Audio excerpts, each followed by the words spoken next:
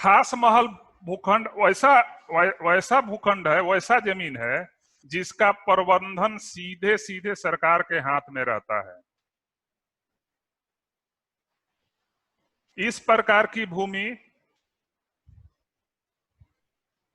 पूर्णतः सरकारी है, या सरकारी भी हो सकती है या किसी व्यक्ति विशेष की भी हो सकती है। जब किसी व्यक्ति विशेष की होगी तो ये मान के चलिएगा कि उसे किसी विशेष उद्देश्य के लिए दिया गया है। हो सकता है कि उसे रहने के लिए दिया गया हो सकता है उसे कृषि कार्य हेतु या किसी अन्य कार्य हेतु उसको दिया गया है। तो खास महल भूमि पूर्णतः सरकारी भूमि है जिसका प्रबंधन सीधा सरकार के हाथ में होती है, और ये भूमि सरकारी हो सकती है, किसी व्यक्ति विशेष को किसी निश्चित उद्देश्य के लिए दिया गया हो सकता है। अच्छा, किसी भी दूसरे विभाग की जमीन खास महल की श्रेणी में नहीं आती है। ये चीज एकदम क्लियर कर लीजिएगा आप लोग। किसी दूसरे विभाग की जमीन खास भूमि की भूखंड के श्रेणी में नहीं आती है। अब आते हैं कि खास महल भूमि कितने प्रकार की होती है। खास महल भूमि मुख्यतः 3 प्रकार की होती है। एक शहरी खास महल, एक दियारा खास महल, और एक कचहरी परिषद का जो दुकान वगैरह या जमीन होती है उसको भी खास महल की भूमि के श्रेणी में माना जाता है।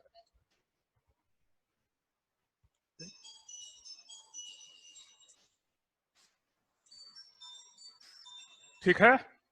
अब खास महल भूमि की दूसरी बड़ी विशेषता है कि इस भूमि पर किसी भी व्यक्ति को विशेष को किसी व्यक्ति विशेष को या किसी भी संस्था को सेटल नहीं किया जा सकता है, उसको बंदोबस्त नहीं किया जा सकता। खास महल की भूमि किसी व्यक्ति विशेष या संस्था को या किसी भी चीज को बंदोबस्त नहीं की जाती। खास महल की भूमि हमेशा लीज दी जाती है। ध्यान रखिएगा, खास महल की भूमि हम किसी व्यक्ति विशेष को या किसी संस्था को हमेशा लीज पर दी जाती है। ये लीज पहले 2-3 प्रकार के थे। एक जैसे शहरी क्षेत्र में था, कहीं कहीं परमानेंट लीज भी है, कहीं 30 साल के लिए भी है, कहीं 60 साल के लिए भी है, और कहीं 99 साल के लिए भी है। लेकिन दियारा भूमि हमेशा 3 साल या मैक्सिमम 5 साल के लिए पूर्व में दी जाती थी। अब उसका अलग से नियम बन गया है, वो हम आगे बताएंगे आपको। तो इतना चीज तो आप लोगों को क्लियर हो गया होगा कि खास महल भूमि क्या है, कितने प्रकार की होती है, और खास महल भूमि को कैसे किसी व्यक्ति विशेष या संस्था को दिया जाता है। खास महल की भूमि की बिक्री नहीं होती है। विशेष परिस्थिति में खास महल की जमीन की बिक्री ऑक्शन के द्वारा की जाती है, लेकिन सामान्यतः खास महल की भूमि की बिक्री नहीं होती है। अब सरकार ने वर्ष 2011 में अपना एक बिहार खास महल नीति 2011 को का प्रावधान लागू किया। इस नीति के अनुसार सर्वप्रथम में अध्याय 1 में उसने किया है कि जितने भी लीज की भूमि है, खास महल की भूमि जितनी भी है, करीब करीब ज्यादातर लीज की जमीन है, और मुख्यतः 4-5 शहरों में ही है या 4-5 जिला में ही है, जैसे पटना, आरा, बक्सर, मुंगेर, पूर्णिया में मुख्य रूप से यही 5 जिला में खास महल की भूमि है। और जिला में है लेकिन वो थोड़ा थोड़ा है, कहीं कहीं है, लेकिन यहाँ पर बहुत ज्यादा मात्रा में खास महल की भूमि है जो लीज पर दी गई है। किसी को शहरी खास भूमि है तो घर में ये हाउसिंग के लिए दिया गया है, और अगर खेती योग्य भूमि है तो उनको कृषि कार्य हेतु दिया गया है। तो खास महल नीति 2011 जो हमारे यहाँ परियोजना से लागू किया गया है, उसकी मुख्य बातें हम आपको बताते हैं कि जो लीज पर भूमि उन रैयतों को दी गई है, उसका लीज का नवीकरण कैसे होगा।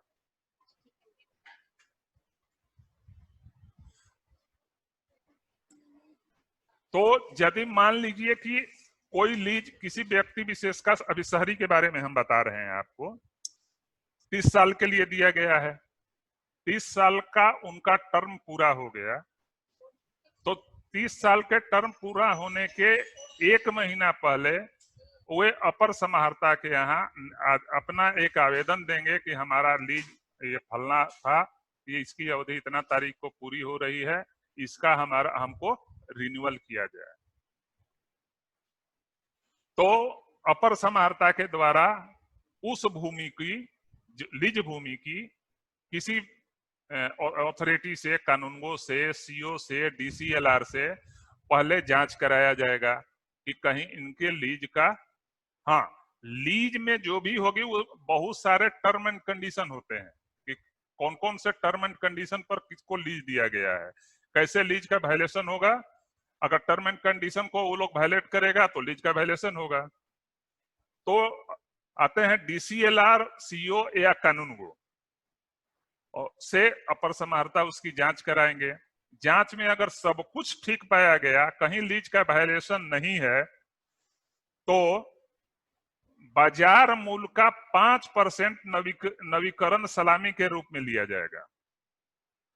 अब बाजार मूल्य क्या है, तो जो रजिस्ट्री ऑफिस में उस जिला का, उस जगह का जो एमवीआर फिक्स किया गया है, उसी को बाजार मूल्य कहते हैं। और लगान के रूप में अद्यतन बाजार मूल्य का, मान लीजिए कि आज के डेट में बाजार मूल्य किसी एक कट्ठे का 1 लाख रुपया है, तो उसका 0.5% पर ईयर लगान के रूप में लिया जाएगा। इस शर्त के साथ उनको अगले 30 वर्ष के लिए नवीकरण किया जाएगा। अब इसमें आता है कि अगर ये व्यवसायिक लीज हो तो, व्यवसायिक लीज हो तो कितना पैसा लगेगा। तो कंडीशन वही है कि 30 वर्ष के बाद अगर दिया गया है तो 30 साल के बाद, आज के डेट में कोई भी लीज, खास महल की भूमि की लीज होगी वो 30 साल की हो, निर्धारित कर दी गई है, 30 साल से ज्यादा की नहीं होगी। कोई भी लीज होगी वो 30 साल की होगी।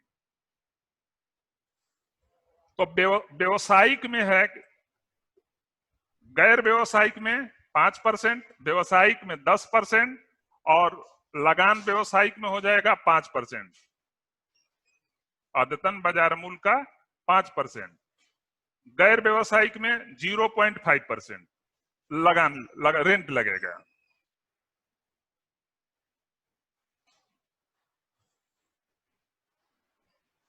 ये जो है, जो इसमें जो पहले सलामी की व्यवस्था थी कि लीज लेने के पहले जो सलामी होगी, एक निर्धारित था कितना सलामी लिया जाएगा पहले वाले लीज में, और उस सलामी के बाद इतना रेंट लिया जाएगा। तो अगर कोई उसमें सलामी या रेंट की जिक्र है तो उसी अनुपात में आज के डेट में उनका रेंट जो होगा अद्यतन बाजार मूल्य पर होगा। सलामी और रेंट का भुगतान उनको 2 किस्तों से ज्यादा में नहीं करना है, 2 किस्तों में ही कर देना है।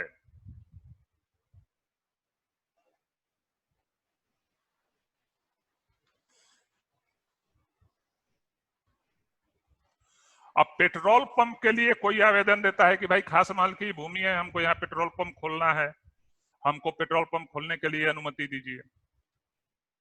तो हम लोग उनको, अगर सारी हमारी शर्तें कंडीशन पूरा करते हैं, तो 30 बरस के लीज के लिए उनको पेट्रोल पंप खोलने का ये अनुमति देंगे।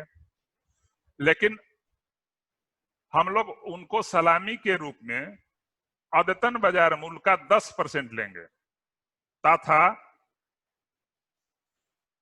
अद्यतन बाजार मूल्य का 5% रेंट के रूप में लेंगे।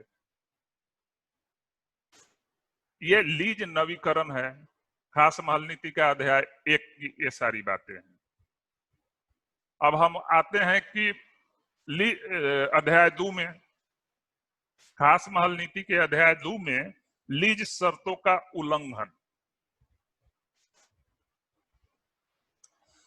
तो कौन सा उल्लंघन, लीज शर्त के कौन कौन से उल्लंघन किया जाएगा तो उनका लीज रद्द किया जाएगा।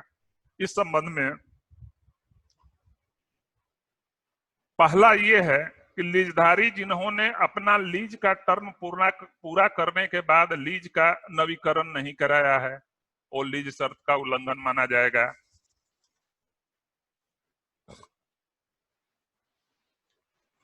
और उनके लीज को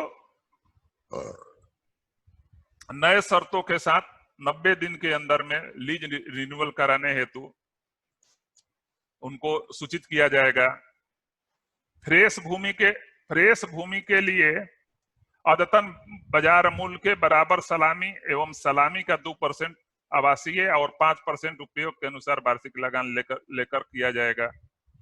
जब अगर नया लीज हम किसी को करते हैं तो नया लीज के लिए हम लोग अद्यतन बाजार मूल्य के बराबर सलामी के रूप में लेंगे तथा 2% आवासीय अथवा 5% व्यवसायिक लगान के रूप में लेंगे।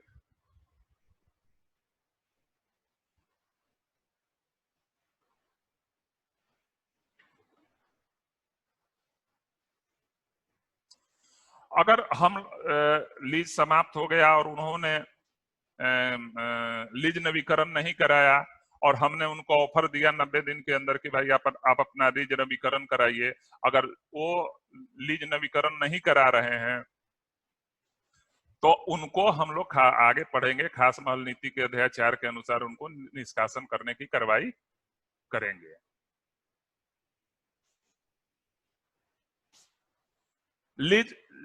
लीज अवधि के दौरान अगर वो लगान समय पर नहीं देते हैं तो भी लीज डीड का वायलेशन माना जाएगा।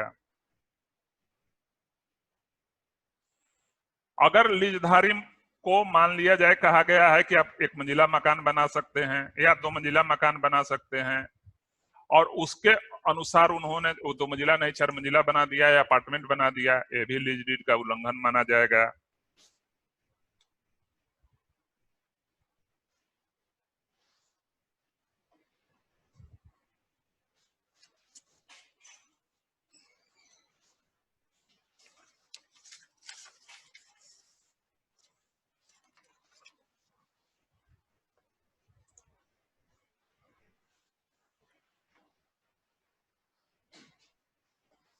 अब मान लीजिए कि किसी को लीज दिया गया है रेसिडेंशियल पर्पस के लिए और उसमें उसने आधा मकान बना लिया है और आधा अपना अपार्टमेंट बना दिया है, तो ये लीज टर्म का टोटली वायलेशन है। इसमें हम लोग तब कार्रवाई करेंगे, इनको या तो निकालने की इनकी कार्रवाई करेंगे। निकालने के कार्रवाई करने के पूर्व रूल है कि उनको फ्रेश लीज का पहला ऑफर दिया जाए। तो फ्रेश लीज का पहला ऑफर जब हम लोग देंगे तो जितना अपार्टमेंट बना हुआ है जिस एरिया में, उतना % का हम लोग व्यवसायिक रेंट निर्धारण करेंगे और व्यवसायिक सलामी लेंगे, और जो रेसिडेंशियल है उस एरिया का हम लोग रेसिडेंशियल का सलामी लेंगे और रेसिडेंशियल का लगान लेंगे।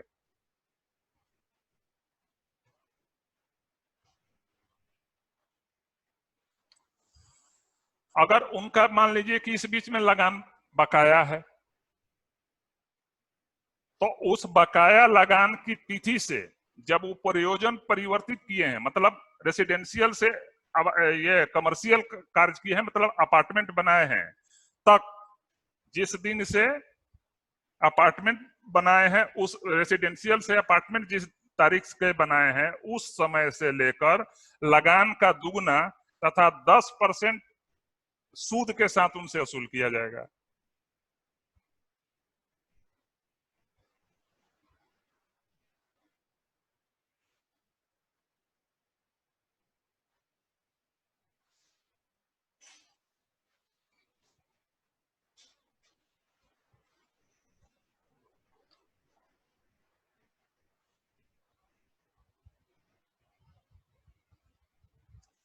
और यहाँ पर कहीं कहीं मान के चलिए कि अस्थाई लीज है। पटना शहर में बहुत सारा ऐसा लीज है जो अस्थाई है, जिसको परमानेंट लीज कहते हैं, जिसको पीढ़ी दर पीढ़ी का लीज कहते हैं। अगर उस पीढ़ी दर पीढ़ी के लीज वाले में अगर किसी व्यक्ति के द्वारा वायलेशन किया गया है, तो जब अगर हम नया फ्रेश लीज करेंगे तो फिर हम लोगों को फ्रेश लीज के अनुसार उनको 30 बरस के लिए ही लीज देंगे।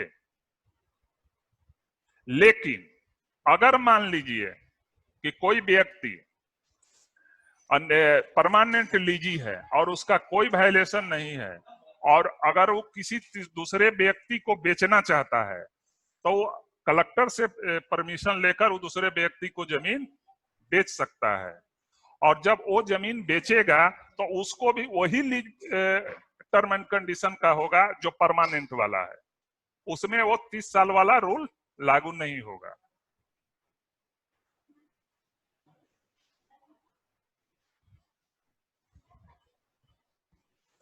और अगर वैसे लीजधारी बिना समाहर्ता के अनुमति का जमीन बेच देते हैं तो वो अवैध ट्रांसफर माना जाएगा, वो गलत मतलब अवैध ट्रांसफर माना जाएगा, उसको नल एंड वॉइड माना जाएगा।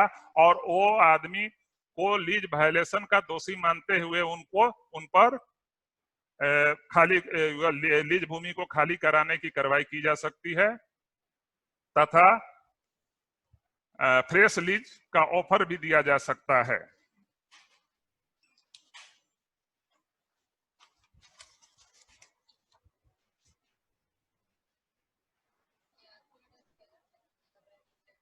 कौन है ये? विजय कुमार जी, आप कहाँ हैं भाई?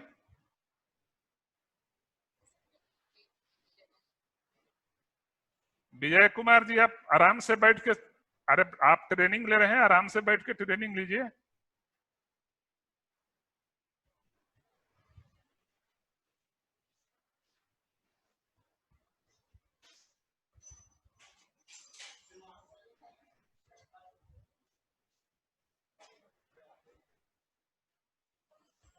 अब जो हम आपको पूर्वानुमति के बारे में बताए थे कि अगर कोई जमीन अपना लीज वाली जमीन को बेचना चाहता है तो कलेक्टर के यहाँ पूर्वानुमति लेकर उसको बेच सकता है, बशर्ते कि वो लीज शर्त का कोई उल्लंघन न किया हो। तो उसमें कितना पैसा लगता है?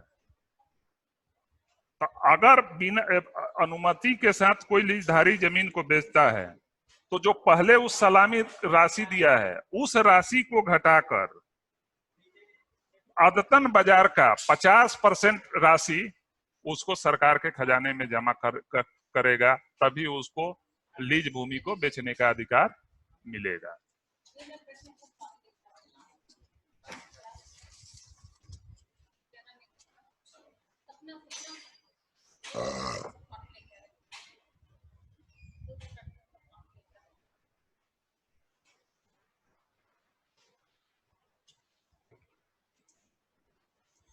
अब मान लीजिए कि कोई चाहता है कि हम अपने ये लीज भूमि को, जो रेसिडेंशियल लीज भूमि है, इसको हम आवासीय करें, अपार्टमेंट में परिवर्तन करें या कमर्शियल करें, तो उसके लिए भी हमारे खास महल नीति 2011 में प्रावधान किया गया है। उसके अनुसार अपार्टमेंट ओनरशिप एक्ट 2006 का जो प्रावधान है वही प्रावधान इसमें भी लगेगा। यानी अपार्टमेंट निबंधन के लिए निर्धारित मूल्यांकन के आधार पर निर्धारित कीमत के बराबर राशि सरकार के खजाने में जमा करना होगा।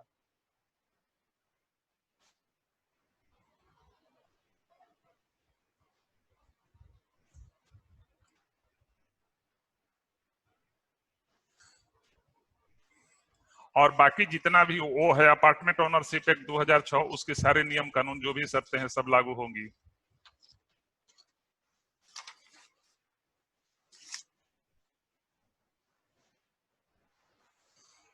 अब आता है कि व्यवसायिक लीज पर बंदोबस्त भूमि की व्यवसायिक क्षमता में वृद्धि।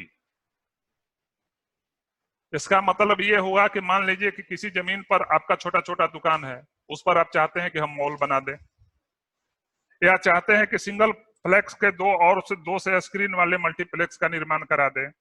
होटल 3 स्टार के जगह 5 स्टार बना दे।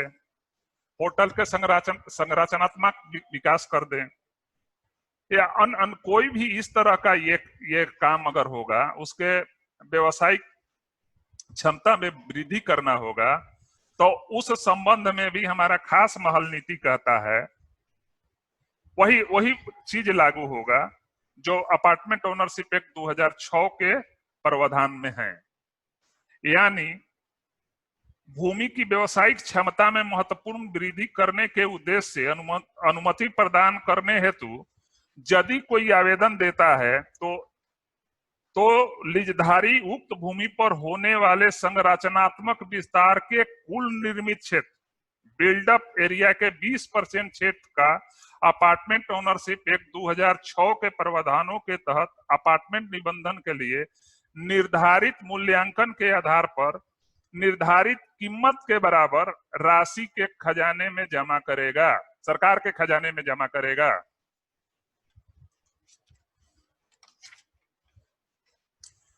इसी प्रकार अगर कोई कृषि भूमि लीज पर दिया गया है और उसको उसके प्रयोजन में परिवर्तन करना है, तो ऐसे परिवर्तन को अदतन बाजार मूल्य का 50% राशि बतौर सलामी ली जाएगी तथा वार्षिक लगान को भूमि के अदतन बाजार मूल्य का 0.5 आवासीय निर्धारित कर 30 वर्षीय फ्रेश लीज दिया जाएगा।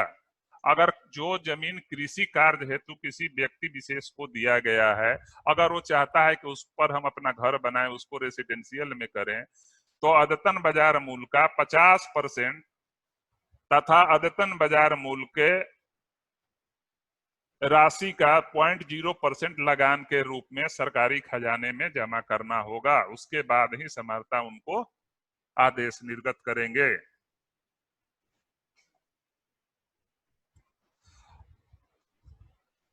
अब सवाल है कि इसको अंतर प्रयोजन व्यवसायिक क्षमता में महत्वपूर्ण वृद्धि हेतु अनुमति कौन देगा? तो महत्वपूर्ण वृद्धि हेतु करने की शक्ति का प्रतिनिधित्व संबंधित ये इसका प्रावधान प्रमंडलीय कमिश्नर करेंगे।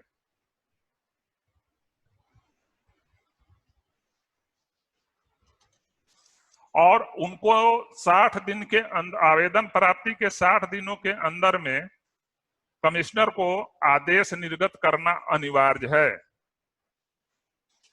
60 दिन के अंदर में वो अगर कोई आवेदन देता है कि अपनी भूमि की क्षमता में प्रयोजन में अंतःकरण में परिवर्तन करना है, तो वो कमिश्नर के यहाँ आवेदन देंगे और कमिश्नर 60 दिन के अंदर में उनके आवेदन का निष्पादन करेंगे। अब खास महल भूमि को अगर कोई सेवा शर्त टर्म एंड कंडीशन का वायलेशन करता है, तो पुनर्ग्रहण करने का अधिकार भी खास महल नीति में स्पष्ट किया गया है।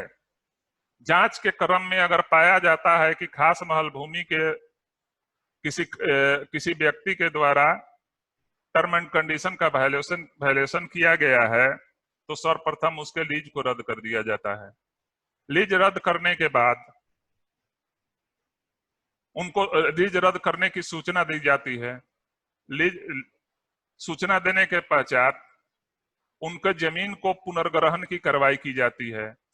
तो सबसे पहले फ्रेश लीज का ऑफर हम लोग उनको देते हैं कि साहब आपने लीज टर्म का वायलेशन किया है, आपका लीज को रद्द कर दिया गया है। अगर आप इच्छुक हैं तो नए टर्म एंड कंडीशन के हिसाब से आप इस लीज को ले सकते हैं। अगर उन्होंने लीज नहीं लिया या किसी प्रकार का उत्तर नहीं दिया उस नोटिस का, तब पुनर्ग्रहण की कार्रवाई उस जमीन पर सरकार पुनर्ग्रहण की कार्रवाई करती है। इस संबंध में कमिश्नर को पावर दिया गया है, उनके यहाँ इविक्शन की कार्रवाई शुरू होती है। जैसे आप जानते होंगे कि कोई भी सरकारी जमीन पर इंक्रोचमेंट करता है तो सर्किल अफसर के यहाँ इंक्रोचमेंट बाद प्रारंभ कर उस सरकारी भूमि से इंक्रोचमेंट को हटाई जाती है। उसी प्रकार कमिश्नर के यहाँ टर्म एंड लीज भूमि के टर्म एंड कंडीशन को वायलेशन करने पर इविक्शन बाद की प्रक्रिया की जाती है तथा कमिश्नर के आदेश के बाद उस जमीन को पुनर्ग्रहण किया जाता है, माने उनसे खाली कराकर सरकार अपने कब्जे में लेती है।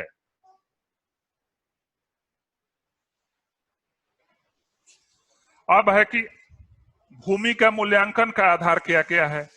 खास महल भूमि का मूल्यांकन का क्या क्या आधार है।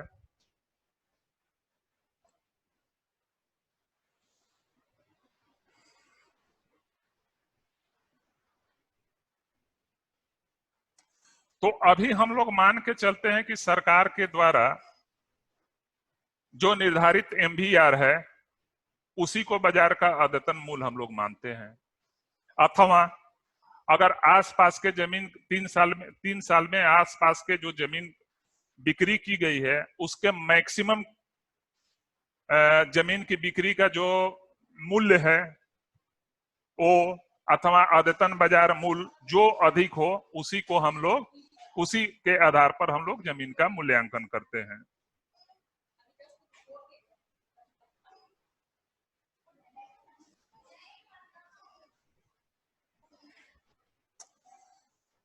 बहुत सारे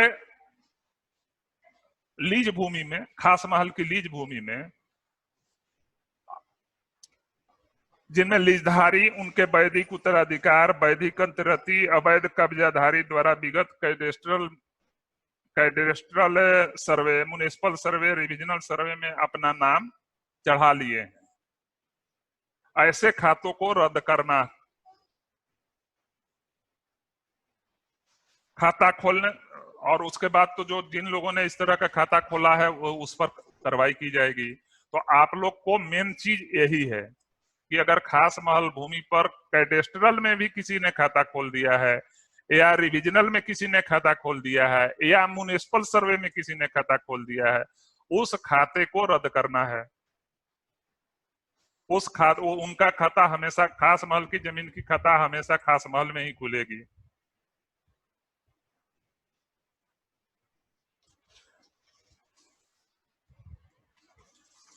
अगर खास महल भूमि पर अतिक्रमण कर लिया गया है तो उसमें भी वही खास महल मैनुअल के तहत पूर्वानुमति के बाद कर लिया गया है। तो इसमें यहाँ पर अगर कोई खास महल भूमि को अतिक्रमण किया है तो बिहार लैंड इंक्रोचमेंट एक्ट लागू होगा। लेकिन अगर खाली कराना है लीजधारी, अगर उसमें लीजधारी रह रहा है और लीज शर्त का उल्लंघन किया है तो उसमें इविक्शन होगा। दोनों दो चीज है, ध्यान रखिएगा।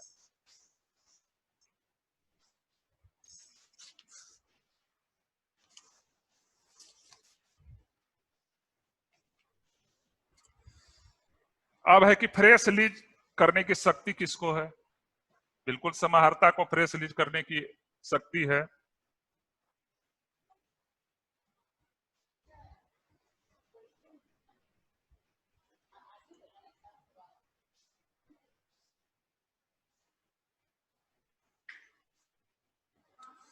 खास महल भूमि के प्रबंधन गवर्नमेंट ग्रांट्स एक्ट 1895 के प्रावधानों के तहत की जाती है। एक चीज और भी ध्यान रखिएगा, ये खास महल की भूमि द गवर्नमेंट ग्रांट एक्ट 1895 के प्रावधानों के तहत की जाती है।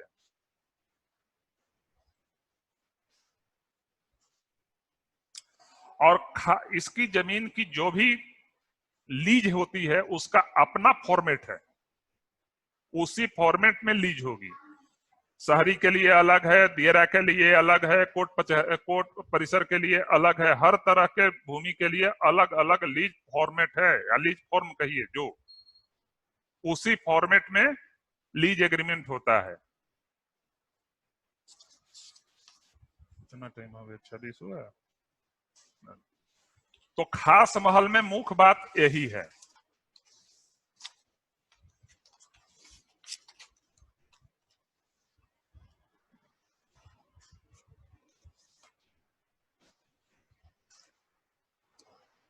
अब हम लोग चलते हैं दूसरा सब्जेक्ट जो हम लोगों का है बिहार कृषि भूमि गैर कृषि परियोजन के लिए संपरिवर्तन अधिनियम 2010।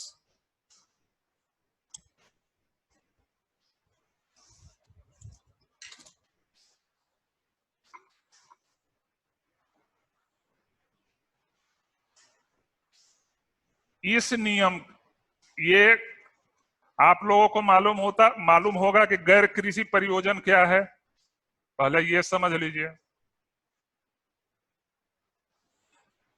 इस एक्ट का मुख्य उद्देश्य ये है कि अगर कृषि जो कोई भूमि है जिस पर खेती होती है, उस पर अगर व्यवसाय करना हो, उसको व्यवसायिक कराना हो या रेसिडेंशियल कराना हो, तो उसको उसका संपरिवर्तन कैसे होगा।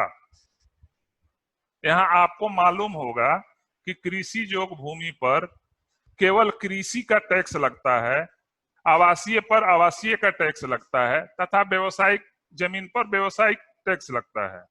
इसलिए कृषि वाली भूमि पर कोई भी व्यक्ति अगर बिना संपरिवर्तन का व्यवसाय करता है तो वो गैर कानूनी है। इसीलिए इस एक्ट का निर्माण किया गया है जिससे स्पष्ट हो सके। दीपक कुमार निराला, अरे आप क्लास कर रहे हैं कि भाई पार्क में घूम रहे हैं? कमाल है।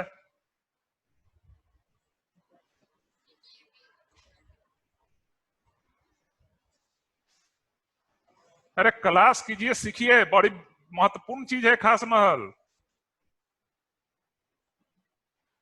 खास महल ऐसा चीज है कि बहुत कम लोग आपको बता पाएंगे।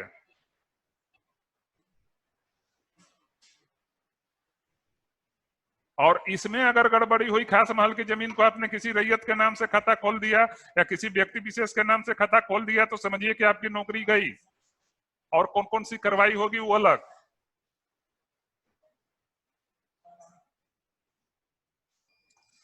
तब चलते हैं हम लोग कृषि भूमि गैर कृषि परियोजन के लिए। तो कोई भी व्यक्ति अगर कृषि वाली भूमि पर व्यवसाय करता है तो वो गैर कानूनी है। तो उसी को कानूनी रूप देने के लिए बिहार कृषि भूमि संपरिवर्तन अधिनियम 2002 को लाया गया। इसमें कुछ हम आपको नाम बता देते हैं कि क्या क्या है। जैसे कृषि भूमि से आप तो क्लियर कट जानते होंगे कृषि भूमि क्या है, जिस पर खेती होती है। संपरिवर्तन का मतलब उसको कृषि से व्यवसाय में परिवर्तन या रेसिडेंशियल में परिवर्तन। संपरिवर्तन फीस, उसमें फीस भी लगता है, आगे बताएंगे हम सब आपको। गैर कृषि भूमि से अभिप्रेत है जिस पर कृषि नहीं होती है। सरकार से अभिप्रेत है बिहार सरकार। समाहर्ता से मतलब है कलेक्टर। सक्षम प्राधिकार से मतलब है अनुमंडल पदाधिकारी। विहित प्रक्रिया से अभिप्रेत है सरकार द्वारा निर्मित नियमों अथवा सरकारी आदेशों के द्वारा विभिन्न प्रकार प्रक्रियाएं। अधिसूचना से अभिप्रेत है गजट में जो सूचना प्रकाशित गजट में जो सूचना प्रकाशित किया जाता है, जो जिसको बाद में अधिसूचित कहा जाता है।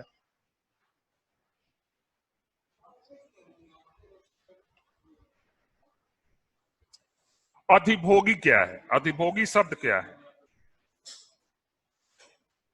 अधिभोग वह व्यक्ति भूमि अथवा उसके ऊपर निर्मित संरचना के लिए तत्समय लगान या उसके अंश का भुगतान कर रहा हो या भुगतान करने के लिए उत्तरदायी हो, उसको अधिभोगी करते हैं। मतलब जिस जमीन का जो व्यक्ति उपयोग कर रहा है और उसका लगान भुगतान कर रहा है या जो उसका लगान भुगतान करने के लिए उत्तरदायी है, उसको अधिभोगी कहते हैं। स्वामी, एक शब्द होता है स्वामी, गृह स्वामी, भूस्वामी। तो स्वामी क्या है?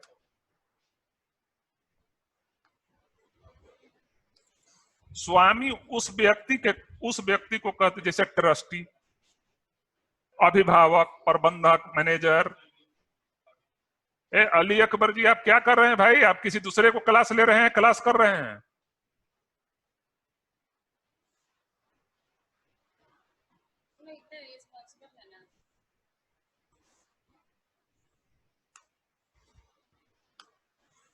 बाजार मूल्य क्या है? बाजार मूल्य अभी बताए, जो एमवीआर को ही बाजार मूल्य कहते हैं।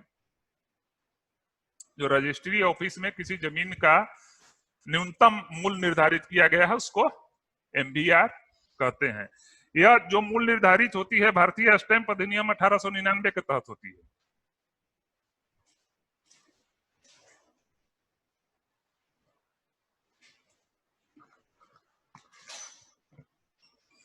यहां आपको स्पष्ट कर दें कि किसी भी कृषि भूमि को बिना सक्षम प्राधिकार के अनुमति का संपरिवर्तन अवैध माना जाएगा, गैर कानूनी माना जाएगा।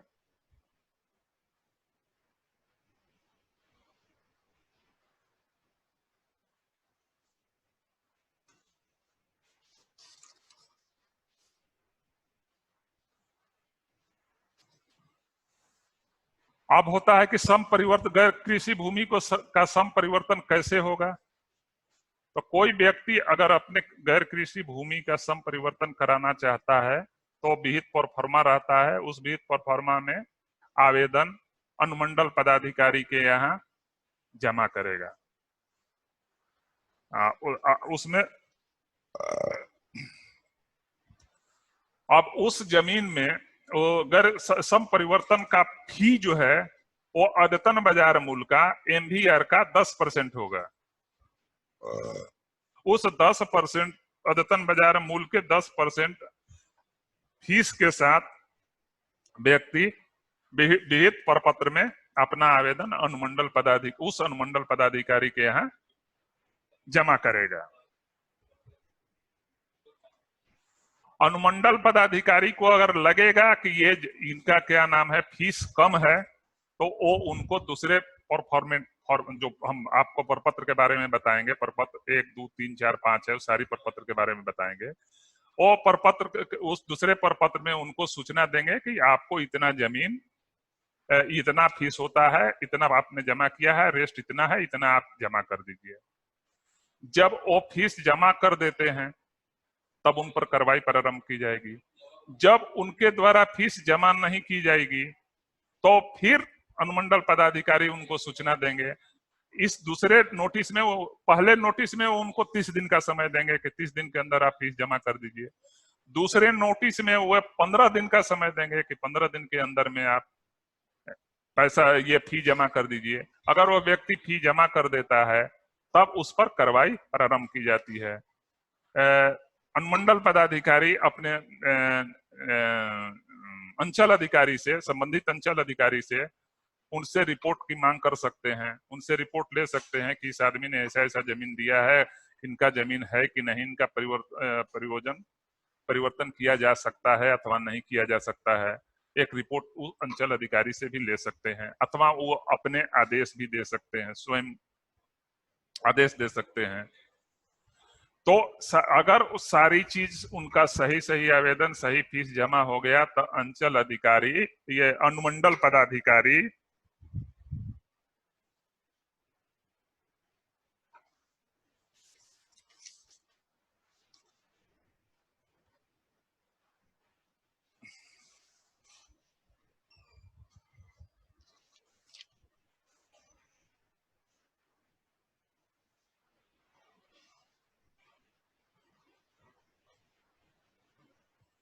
उनको आदेश दे देंगे, वो सम परिवर्तन हेतु उस भूमि का आदेश प्रदान कर देंगे।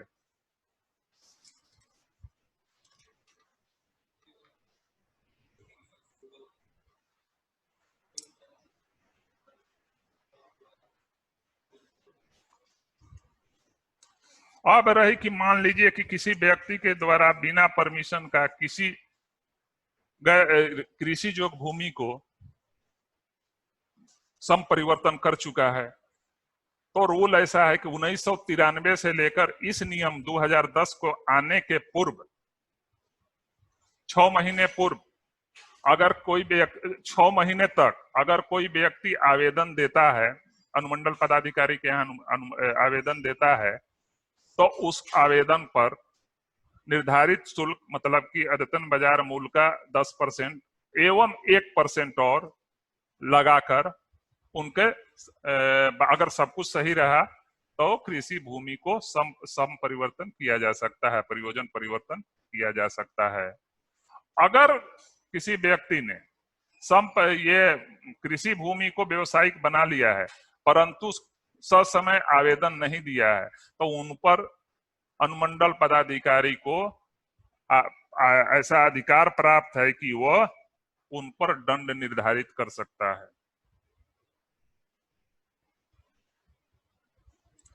ऐसे अनाधिकृत संपरिवर्तन के मामले में अनुमंडल पदाधिकारी अधिनियम 4 की धारा में संपरिवर्तन फीस के अतिरिक्त संपरिवर्तन फीस के 50% की का दंड अधिरोपित कर सकता है व्यक्ति पर।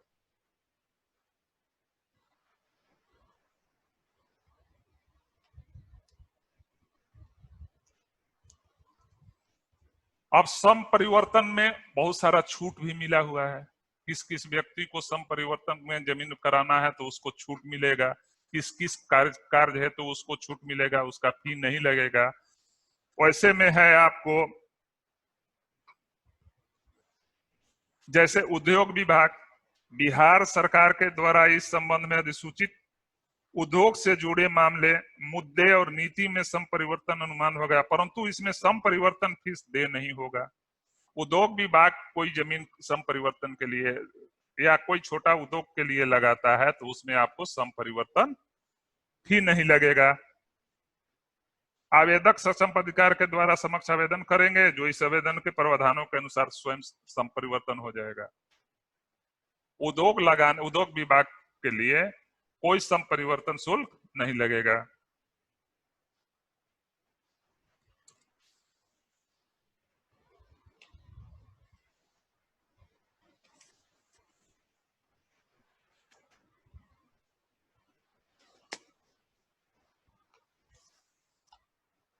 अब होगा कि कौन कौन सी जमीन का संपरिवर्तन होगा और किसका नहीं होगा।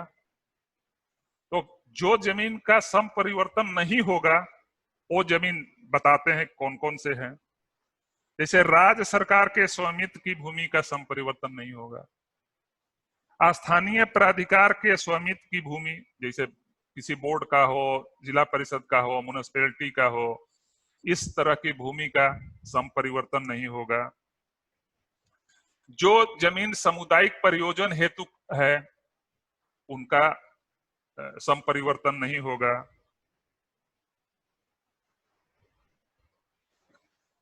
धार्मिक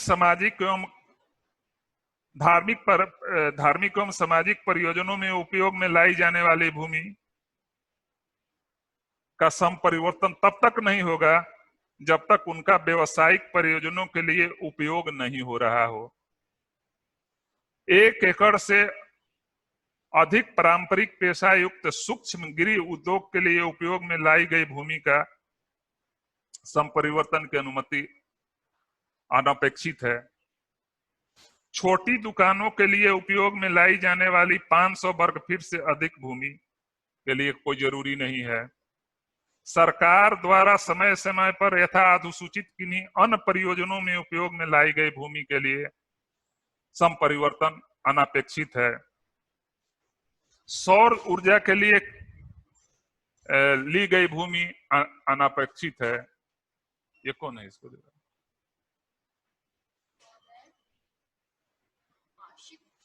ये आशिक हुसैन। आशिक हुसैन,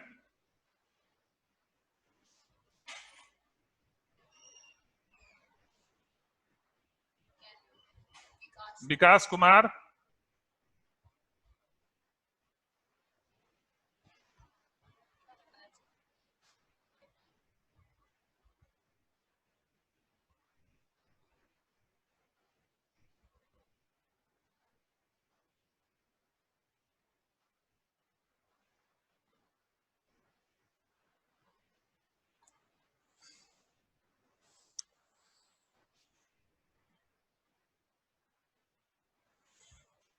अब जब इसमें अपील का भी प्रावधान किया गया है, इस एक्ट में अपील का भी प्रावधान किया गया है।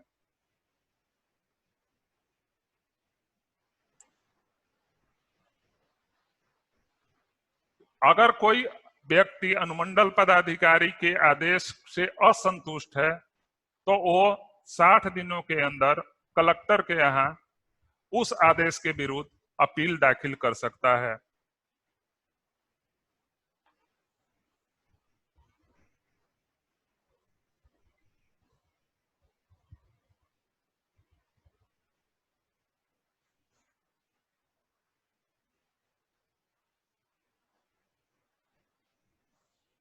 सबसे बड़ी इसमें सम परिवर्तन की सबसे बड़ी जो शक्ति है वो है कि इसके फीस के संबंध में दिए गए निर्णय की चैलेंज किसी भी न्यायालय में नहीं की जा सकती है। इवन व्यवहार न्यायालय में भी इसका चैलेंज नहीं किया जा सकता है।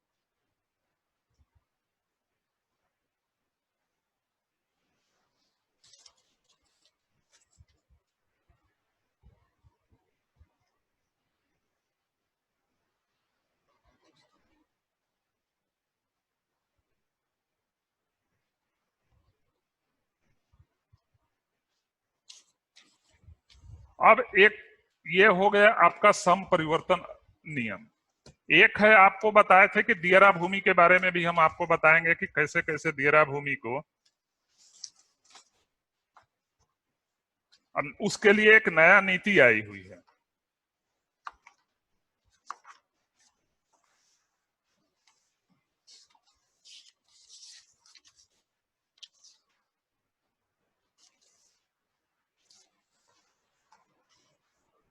ये खास बहाल भूमि से संबंधित है। बिहार चौर दियारा तथा गंग बरार की लोक भूमि की अस्थायी बंदोबस्ती नीति 2013।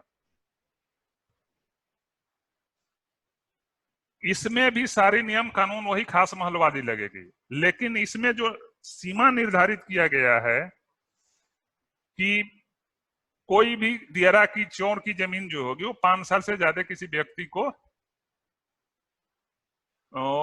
लीज नहीं की जाएगी। दूसरा चीज ये है कि दियरा भूमि आप मान के चलिएगा, बहुत सारा दियरा भूमि सरकारी भी हो सकते हैं और गैर सरकारी भी हो सकती है, व्यक्तिगत भी हो सकती है। जरूरी नहीं है कि सारी दियरा भूमि सरकारी ही हो। तो जो भी सरकारी भूमि है, दियरा की भूमि है या चौर की भूमि है, 5 साल से ज्यादा की लीज उनको नहीं दी जा सकती है। और दूसरी शर्त यह है कि जिस गांव में वो दियरा भूमि है उसी गांव के ग्रामीण के साथ उस भूमि का को लीज दिया जाएगा। ये 2 पॉइंट मेन है वहां।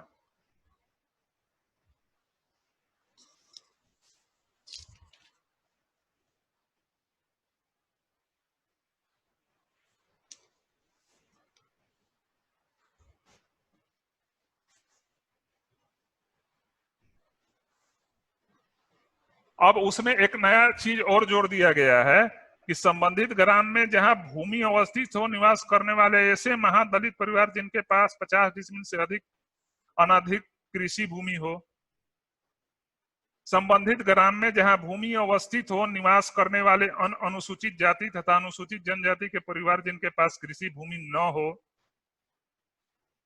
संबंधित ग्राम में जहां भूमि अवस्थित हो निवास करने वाले अनुसूचित जाति तथा अनुसूचित जनजाति के 50 डिसमिल से अधिक कृषि भूमि धारित करने वाले परिवार, संबंधित ग्राम में जहां भूमि अवस्थित हो निवास करने वाले पिछड़ा वर्ग अनेक्षर 1 के ऐसे परिवार जिनके पास कृषि भूमि न हो, संबंधित ग्राम में जहां भूमि अवस्थित हो निवास करने वाले पिछड़ा वर्ग अनेक्षर 1 के 50 डिसमिल से अधिक कृषि भूमि धारित करने वाले परिवार, संबंधित ग्राम में जहां भूमि अवस्थित हो निवास करने वाले पिछड़ा वर्ग अनेक्षर 2 के ऐसे परिवार जिनके पास कृषि भूमि न हो, संबंधित ग्राम में जहां भूमि अवस्थित हो निवास करने वाले युद्ध के दौरान शहीद हुए ऐसे सैनिक का परिवार जिनके पास कृषि भूमि न हो, संबंधित ग्राम में जहां भूमि अवस्थित हो निवास करने वाले युद्ध के दौरान शहीद हुए ऐसे सैनिक का परिवार जिनके पास 50 डिसमिल से अधिक कृषि भूमि हो। तो हम अगर इसको पढ़ाएंगे तो आपको कम से कम 3 दिन से 4 दिन लगेगा केवल ये दियरा भूमि या चौर भूमि में। और खास महल तो पढ़ाने में साल भर भी लग जाएगा, तो हम लोग नहीं सीख पाएंगे। तो हम चाहते हैं कि सबसे पहले आप लोग क्वेश्चन ही पूछ लीजिए जो आपके दिमाग में आ रहा है, हम उसका जवाब देंगे, तो हम हमारे समझ से ज्यादा आप लोग समझिएगा। तो जिन जिन लोगों को क्वेश्चन पूछना है पूछिए, हम उसका जवाब देते हैं। पहले खास महल से पूछ लीजिए, फिर हम कृषि संपरिवर्तन से पूछते हैं। और जिनको ये क्वेश्चन पूछना है वो हाथ उठाएंगे। कौन कौन है? मोइनुद्दीन जी थे। मोइनुद्दीन। हेलो, आप लोगों को आवाज मिल रही है ना?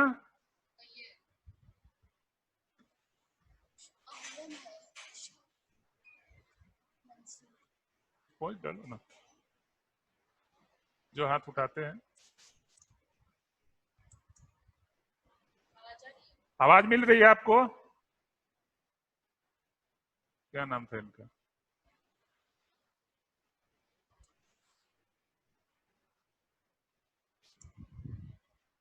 आवाज मिल रही है आप लोगों को? मिल रही है ना? ठीक, इनको दो ना, इनको दो।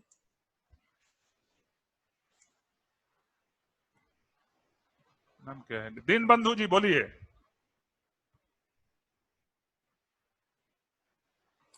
आपकी आवाज नहीं आ रही है।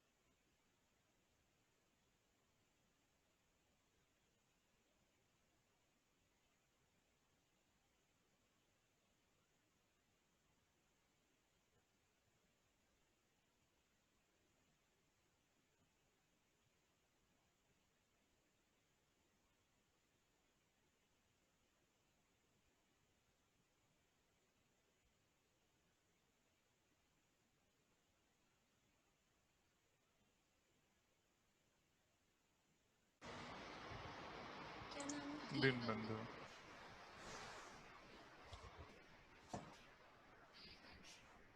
Hello sir. हाँ बोलिए दीन बंधु जी, आवाज आ रही है।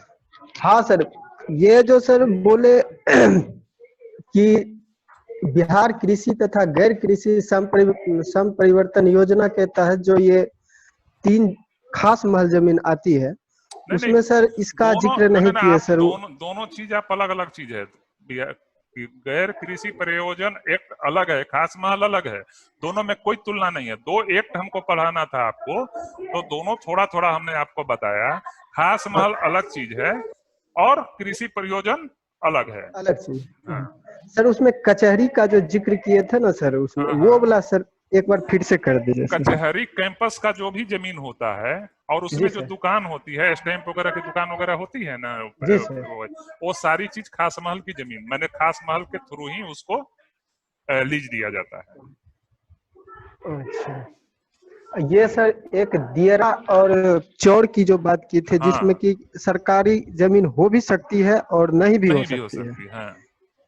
तो दियारा ये जमीन सर आप, कैसे ये। हाँ कैसे हो हाँ, सकती है?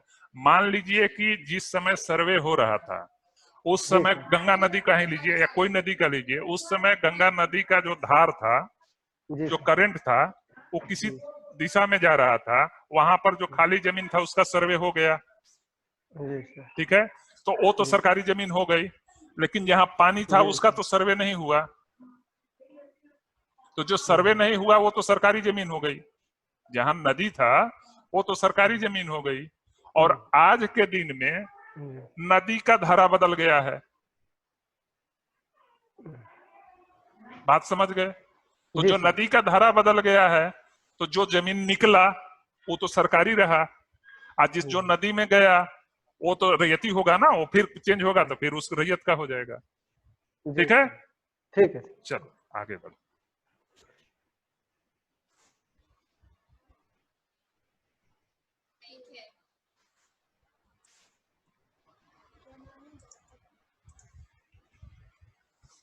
गौतम कुमार जी। जी सर। हाँ बोलिए। हेलो। हाँ बोलिए, आवाज आ रही है आपकी। हेलो।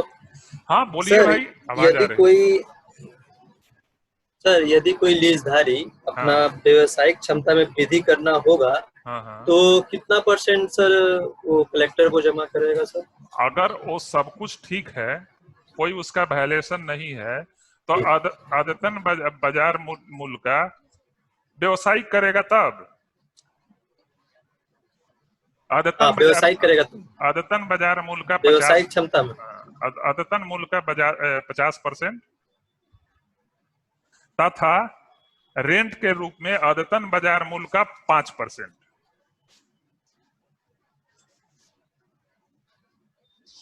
जी सर। आगे बढ़ा।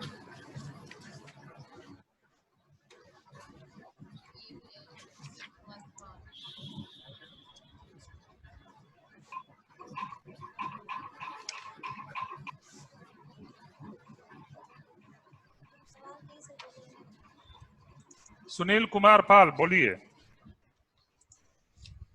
जी सर। बोलिए। हाँ जी सर। बोलिए, हाँ बोलिए पाल जी, बोलिए, आवाज आ रही है सर आपकी। सलामी क्या है सर? सलामी। सलामी क्या है? जी।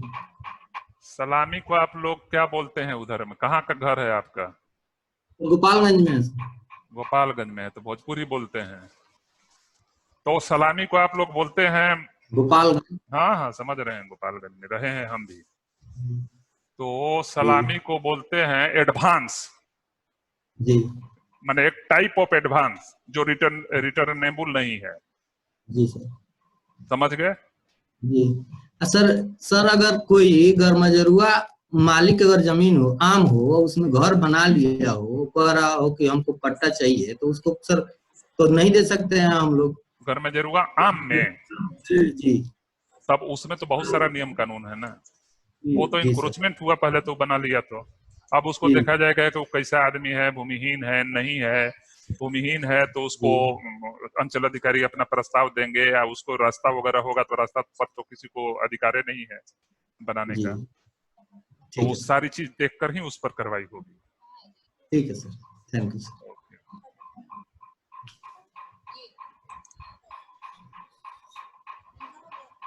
हाँ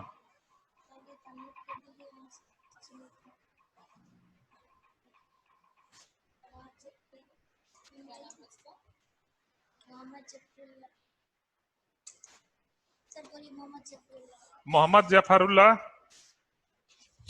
यस सर। बोलिए। सर ये एमवीआर क्या है सर? एमबीआर जो आदतन बाजार मूल्य रजिस्ट्री ऑफिस में निर्धारित की जाती है। जी। किसी भी जमीन का जो मूल्य निर्धारित की जाती है रजिस्ट्री ऑफिस में, जी। मिनिमम मूल्य, जी। उसी को एमबीआर कहते हैं। अच्छा सर, एक दूसरा सवाल है सर। अपार्टमेंट ऑनरशिप एक्ट 2006 जो है, हाँ उसमें बोल रहा है कि बिल्टअप एरिया जो है उसका 40% जो है हाँ क्षेत्र का, वो हाँ ये दिया जाएगा। हाँ। तो आप बोला सर 20%। नहीं नहीं, एरिया तो वही 40% ही होगा ना। अब 20% एरिया कहाँ है अपार्टमेंट एक्ट में? 40% जो है बिल्टअप एरिया का, उसका वो ये दिया जाएगा सर। क्या दिया जाएगा? जो इसमें दिया हुआ है ना सर, लीजधारी उक्त भूमि पर निर्मित होने वाले भवन के कुल निर्मित क्षेत्र बिल्डअप एरिया का 20% का अपार्टमेंट ओनरशिप एक्ट 2006 के प्रावधानों के तहत अपार्टमेंट निबंधन के लिए निर्धारित मूल्यांकन के आधार पर निर्धारित कीमत के बराबर राशि सरकार के खजाने में जमा। वो हमको 20% के अपना जो देगा ना, जैसे मान लीजिए कि आपने तो 100% बनाया, वो तो 40% में ही बनाता है, बिल्डअप एरिया उसका रहता है 60% ओपन रहता है, उसका 20% का ही पैसा हमको हमारे खजाने में जमा करेगा। अच्छा, जितना जितना बिल्टअप एरिया है उसका 20%, उसका 20%, टोटल जितना एरिया है उसका नहीं देने का? नहीं, बिल्डअप एरिया का, यही तो बिल्टअप एरिया का देना। ठीक है सर। हाँ ओके, थैंक। हाँ अच्छा सर, हेलो। हाँ बोलिए। सर वो जो आप बोले थे अभी कि गवर्नमेंट एक्ट 1895 था, क्या बोले थे सर आप? कौन चीज के लिए? अलग अलग चीज, अलग अलग। खास महल का भूमि का बोले थे ना सर, उसको स्पेशल एग्रीमेंट के थ्रू जो दिया जाता है, आप कुछ बोले थे सर। याद रखिए, फिर बाद में पूछ लीजिएगा, आगे लोग बढ़ते हैं। याद रखिए, उसको याद करके नोट कर लीजिए, फिर हम उसको बता देंगे। ठीक है सर, ओके, थैंक यू। कौन है?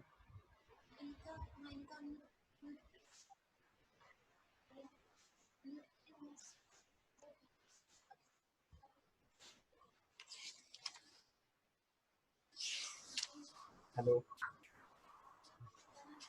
धनंजय गिरी जी, बोलिए। जी सर, ताजमहल घूमने का प्रबंध आवाज नहीं आ रही है, का आपकी आवाज बहुत धीरे आ रही है। 1895 आवाज धीरे आ रही है आपकी। सर, खास महल भूमि का जो आपने प्रबंधन के लिए एक एक्ट बताया था, गवर्नमेंट। अच्छा, खास महल भूमि का प्रबंधन 1895 एक्ट के तहत जी, होती जी। है, लेकिन आज के डेट में खास महल नीति हम लोगों की आ गई है। खास महल नीति 2011 आ गई है, आज के डेट में वो लागू है। वो प्रबंधन होता था, आपको पहले बताए हैं कि पहले 1895 के अनुसार होती थी। आज के डेट में जब 2010 का हमारे पास नीति आ गई है तो उसके अनुसार होगा ना।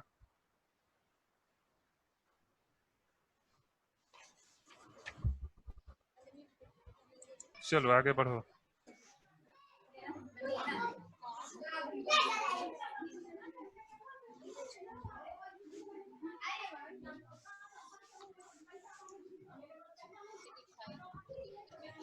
अरे बहुत लोग होगा, एक ही आदमी थोड़ी होगा। देखो कितना है, इसको बोलो प्रीति कुमारी कौन है, ये प्रीति कुशवाहा करते हैं।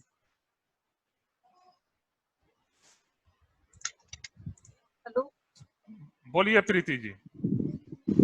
जी सर, आपने इसमें बताया है कि इस भूमि का किसी व्यक्ति विशेष से सेटलमेंट या बंदोबस्त नहीं की जा सकती, लेकिन इसमें एक तरफ लगान भी देने को बोला जाता है, मतलब ये समझ में नहीं आता। रेंट होता है, लगान का मतलब अब वो लगाना है, रेंट समझिए, किराया।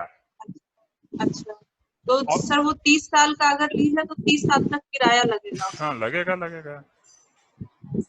ठीक है। हाँ।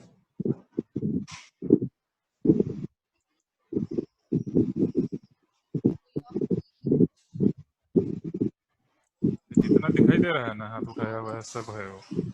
Hello sir. हाँ बोलिए अमित कुमार।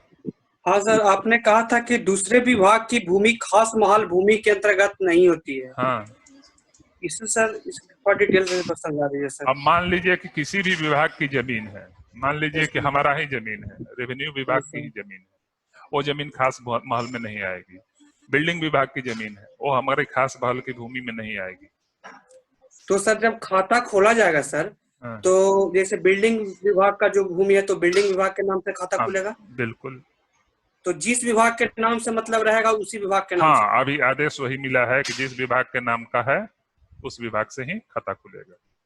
और सर एक बात आपने कहा था सर, सरकार के अधीन ये जो भूमि होती है सरकार के अधीन होती है, पूर्णतः सरकारी भूमि होती है। और फिर कहा सर कि व्यक्ति विशेष को दिया जा सकता है, तो व्यक्ति विशेष से क्या मतलब है सर? बस एक ही व्यक्ति विशेष का मतलब ये है किसी व्यक्ति को जमीन लीज पर दी जा सकती है। अच्छा, किसी व्यक्ति को, व्यक्ति विशेष का मतलब किसी व्यक्ति को, कोई भी व्यक्ति विशेष ले सकता है। हाँ, कोई भी व्यक्ति ले सकता है, जो इच्छुक है व्यक्ति ले सकता है। ऐसे पूर्व में तो केवल खास लोग ही, इसीलिए खास महल नाम ही पड़ा था कि केवल खास लोग ही थे। और खास लोग में मतलब वही थे जो बहुत पढ़े लिखे थे, IAS, IPS, बैरिस्टर, जज, इस टाइप के लोगों को ही शहरी खास भूमि की लीज की गई है। सर अगर कोई व्यक्ति जमीन लीज पर लेता है और वहां पर बिल्डिंग बना लेता है, और मान लीजिए 30 साल के लेता है, तो 30 साल तक बिल्डिंग बनी रहती है और 30 साल के लिए तो लगान देता रहेगा। लेकिन 30 साल बाद वो आदमी मर जाता है और उसका बेटा अगर नहीं रहता है, तो फिर वहां पर जिस मतलब जो बिल्डिंग बनी हुई है जिसको दिया हुआ है किराया पर, तो आप क्या करेगा वो, मतलब वहां पर खाता कैसे खुलेगा? तो फिर अगर उसका कोई वंशज नहीं रहा तो ऑटोमेटिक सरकार में वेस्ट कर जाएगी। फिर सरकारी, फिर मतलब सरकार के नाम से खुल जाएगा। बिल्कुल, ये आपका हर चीज में लागू होगा, ये केवल खास महल में ही लागू नहीं होगा। अगर मान लीजिए कि आपका रैयती जमीन है, अच्छा। और आपका कोई वंशज नहीं है निकट का, कोई निकट का वंशज नहीं है, तो सरकार में ही जमीन वेस्ट हो जाएगी, उसका सरकारी खाता ही खुलेगा। आगे थैंक यू सर। देखो, बोलो, छोड़ो, जो जो है, ये जितना हाथ दिखाई दे रहा है ना, ये सब उठाने वाले हैं ये, वो और लड़की।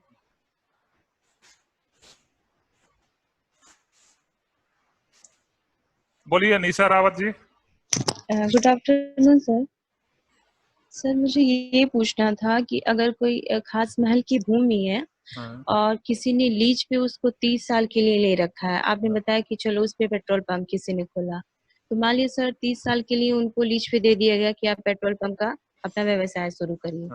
30 साल कंप्लीट होने के बाद अगर वो उसी भूमि पे रिन्यूअल करा लेते हैं और दूसरा बिजनेस शुरू करना चाहते हैं, तो फिर उनको नया खाता खुलवाना पड़ेगा कि उसी खाते पे हो जाएगा? नहीं, अब अगर वो पेट्रोल पंप उनको मान लीजिए हटाना चाहते हैं, वहां अपना घर बनाना चाहते हैं जी, तो फिर उनको परिवर्तन कराना पड़ेगा ना, तो फिर चूंकि रेंट ज्यादा लग रहा है उसमें। तो सर रिन्यूअल करा के खाता खुलवाना पड़ेगा कि बस नया साथ खाता साथ हो जाएगा ना दोनों चीज। दोनों अगर में? पूरा होने के बाद होता है या बीच में ही होता है, मान लीजिए चलिए उसको रिन्यूअल को हटाइए, बीच में वो चाहते हैं कि हम पेट्रोल पंप हटा कर हमारा नहीं चल रहा है तो हम उसको हटा दें, उसको रेसिडेंशियल बना दें, वो आवेदन देंगे, उनका जो भी शुल्क होगा उसमें एडजस्ट कर लिया जाएगा, उसमें सीधी सीधी बात है। Thank you sir.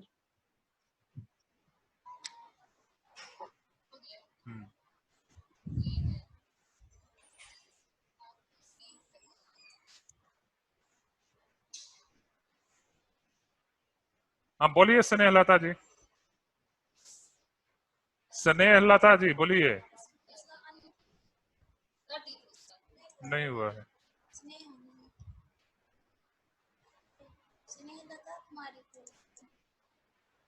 स्नेह लता जी, हाँ बोलिए बोलिए।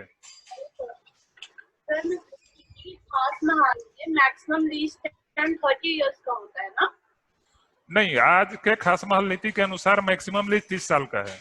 हाँ सर, तो फिर ये परमानेंट लीज का क्या मतलब है सर? जब मैक्सिमम 30 इयर्स का है तो पूर्व में ये आपने पढ़ा ना, इसको खास महल नीति 2011 में आया है और ये परमानेंट लीज हुआ है 1920 में, 1918 में, 1917 में, तो उसको तो आप चेंज नहीं ना किए। अभी इसका रूल्स चेंज हो गया ना सर, अभी तो परमानेंट लीज दिया जा सकता है नहीं, अब परमानेंट लीज नहीं दिया जाएगा। अब केवल उसी स्थिति में परमानेंट लीज मिलेगा कि अगर वो परमानेंट लीजधारी किसी दूसरे व्यक्ति को बेच रहा है जमीन, तो कलेक्टर परमिशन देगा और वो अगर परमानेंट लीज है तो वही परमानेंट लीज कंटिन्यू करेगा, बाकी परमानेंट लीज कोई नहीं मिलेगा अब खास महल में। तो इसके पहले जो 1895 के एक्ट के अकॉर्डिंग ही परमानेंट लीज दिया जा सकता है ना? मतलब पहले ही दिया गया होगा, अभी तो नहीं दिया जा सकता है। आपको बताया ना 1920, 1918, 1902, 1904, 1900 आजादी के पहले का है सर। ठीक है, अब 2011 की जब खास महल नीति लागू हो गई तो उसमें सब लोगों को फिक्स कर दिया गया 30 साल से ज्यादा नहीं दिया जाएगा।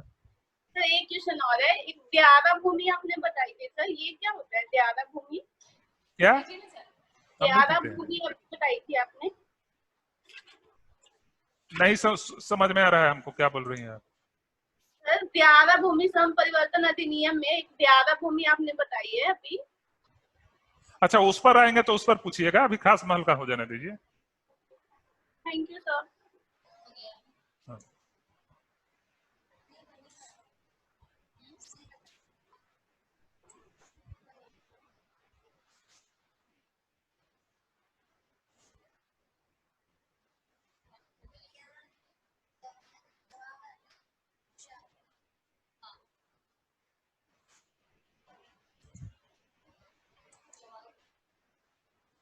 बोलिए जवाहरलाल जी, जवाहरलाल जी बोलिए, म्यूट है।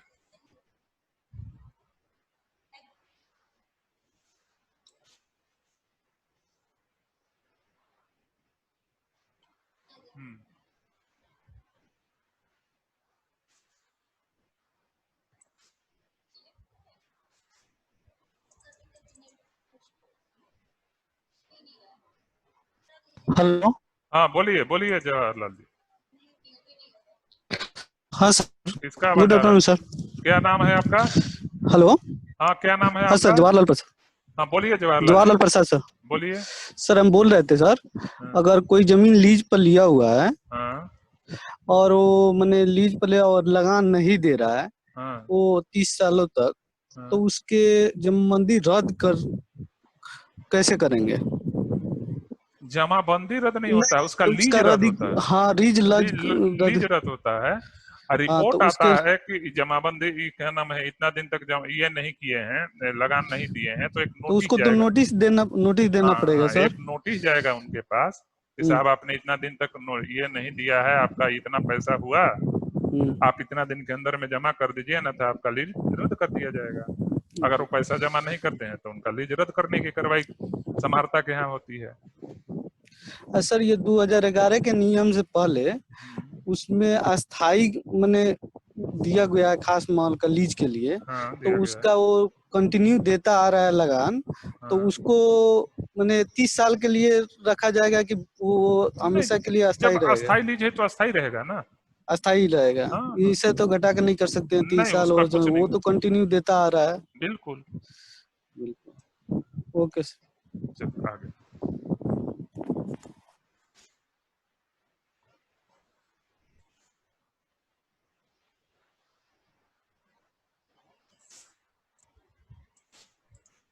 राकेश कुमार जी बोलिए। जी सर। जी सर, बोलिए। बोल रहे थे सर, हाँ अगर कैडेस्ट्रल सर्वे में हाँ खास माल की भूमि को अवैध ढंग से खाता खोल दिया गया, हाँ हाँ रसीद कट रहा है, हाँ अगर वही प्रक्रिया रिविजनल सर्वे में भी होता है, हाँ खाता खोल दिया गया, रसीद कट रहा है, हाँ। तो फिर हम लोग क्या करेंगे उसको? आपको तो खास माल में देना है, जानकारी है आपको कि है खास माल की जमीन, तो खास माल में देना है। तो हम तो उसको फिर बिहार सरकार के कर सकते हैं ना? एकदम कर सकते हैं, वो आपत्ति देंगे, उनकी सुनवाई होगी। ठीक है सर, थैंक यू।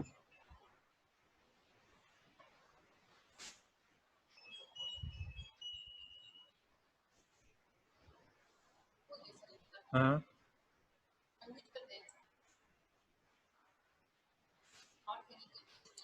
बहुत लोग होंगे अभी। हाँ, ये तापस नंदी। हेलो। हाँ बोलिए हेलो तापस सर। नंदी जी। सर आप बताया अभी खास माल का जो विशेष क्षेत्र में उसको ऑक्शन हो सकता है। हाँ विशेष परिस्थिति में ऑक्शन होगा। जो तो सर हाँ। जो बीड लेगा, जो ज्यादा दाम देगा, उसको हम लोग, ये जनरली दियरा भूमि के लिए होती है। वो सर परमानेंटली किसी को दे दिया जाएगा क्या, लीज में ही दिया जाएगा ऑक्शन में? नहीं, जब ऑक्शन हो जाएगा तो फिर दोनों सिस्टम है, लीज के लिए भी ऑक्शन होगा। ऑक्शन तो होता है होगा, किसी लीज लेने वाला भी ऑक्शन होगा। अब हाँ, लीज के लिए भी ऑक्शन होगा। मान लीजिए कि हमने कोई जमीन का वैल्यूएशन किया है, हमने उसको खाली करा दिया है, और हमारे पास बहुत सारे जो पहला लीजधारी था उसको ऑफर दिए, वो लेने से इनकार कर दिया, तो हमने उसमें बिड रखा कि साहब ये जमीन हमारा ये है, हम इसको लीज पर देना चाहते हैं, जो ज्यादा दाम देगा उसको हम देंगे लीज पे।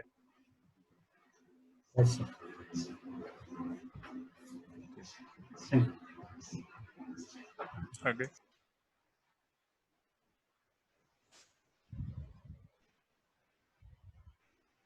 क्या है ये? मोहम्मद जफरुल्लाह।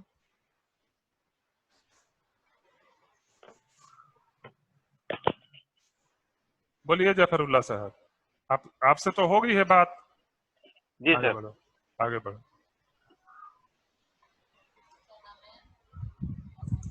जफरुल्लाह।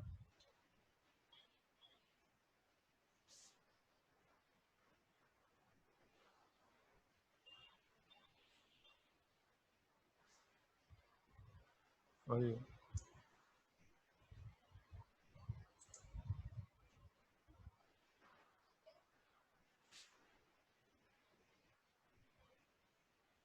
संदीप मिश्रा जी हैं।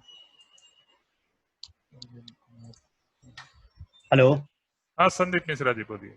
सर, जो लीज नवीनीकरण जब होगा हाँ हाँ तो क्या फिर से सलामी लगेगी? हाँ, फिर से सलामी लगेगी। जी सर, थैंक यू।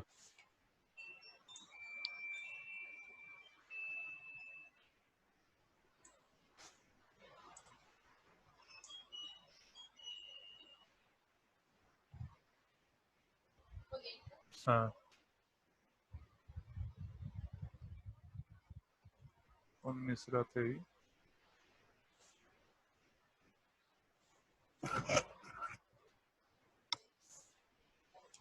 कौन है? आगे बढ़ो, नहीं मेरे को बताइए कौन है वो?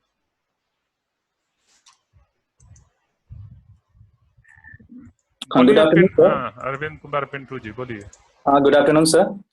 Good afternoon. हाँ सर, बोल रहे थे सर, अगर कोई खास माल की जमीन है जो व्यक्ति विशेष को लीज पर दी गई है हाँ और बाद में इस जमीन को सरकार को जरूरत पड़ती है किसी प्रोजेक्ट, किसी काम के लिए हाँ फ्यूचर में, हाँ सरकार क्या उस जमीन को फिर वापस ले सकती है क्या? हाँ, ले सकती है, रूल है, जी ले सकती है। उसमें है कि उसको नोटिस दिया जाएगा जी और नोटिस देकर उनको बताया जाएगा कि इस प्रयोजन के लिए हमको इस जमीन की आवश्यकता है, आप दे दीजिए। उसमें उसमें और रूल है। जी तो व्यक्ति उसके बाद में जो अपना मान लीजिए मकान बनाए हुए है जी तो उसका कॉस्ट निर्धारण किया जाता है। जी जी बिल्डिंग विभाग के इंजीनियर उसके कॉस्ट निर्धारण करते हैं। जी अगर मान लीजिए कि कॉस्ट पर वो कहा कि हमारा 10 लाख का है, हम कह रहे हैं कि 5 लाख का है, जी तो अगर उस पर बात नहीं बनती है तो कमिश्नर उसका फाइनल अथॉरिटी ये तय करते हैं उसकी कीमत, और उसको कीमत देकर उसको पुनर्ग्रहण कर लिया जाता है। और कोई परमानेंट स्ट्रक्चर उस पे है, उस मतलब खास माल की जमीन पे, तो क्या उसको डिमोलिश किया जा सकता है क्या? हाँ, तो आपको यही चीज बोले ना, उसका जी पैसा दे दिए ना, उसी का ना जी पैसा देते हैं। जमीन तो मेरी है, जी स्ट्रक्चर उसकी है। Yes sir. मतलब अगर हम खास माल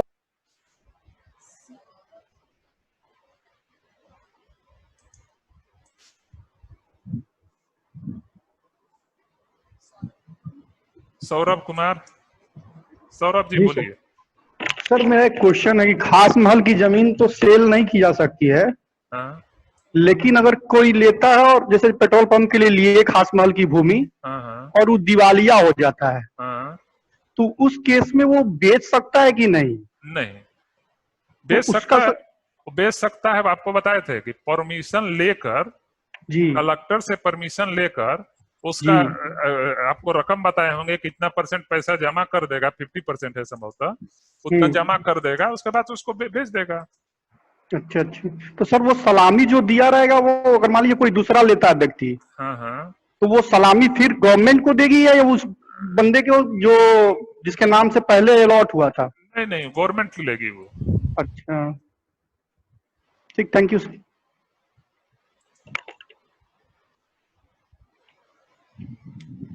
आगे हाँ।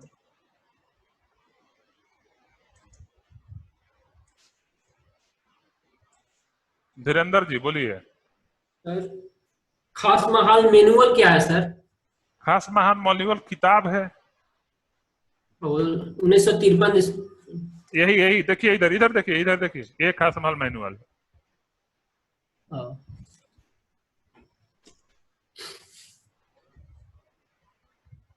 सर, एक टेक्नीशियन से बात, हम लोग कल सबमिट नहीं हो पाया था सर कुछ क्यूज में, तो उसमें हम लोग क्या कर सकते हैं? टाइम से पहले सबमिट कर रहे, सबमिट नहीं हो पाया था। अच्छा, तो ये हम बात करके आपको वो लोग बता देगा, हम उनको कन्वे कर देंगे इस बात। जी सर।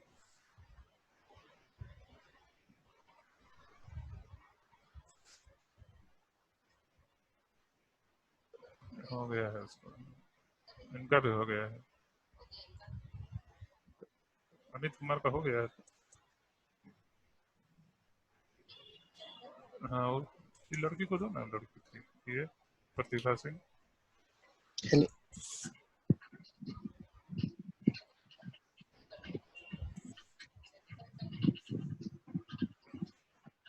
बोलिए चंदन जी।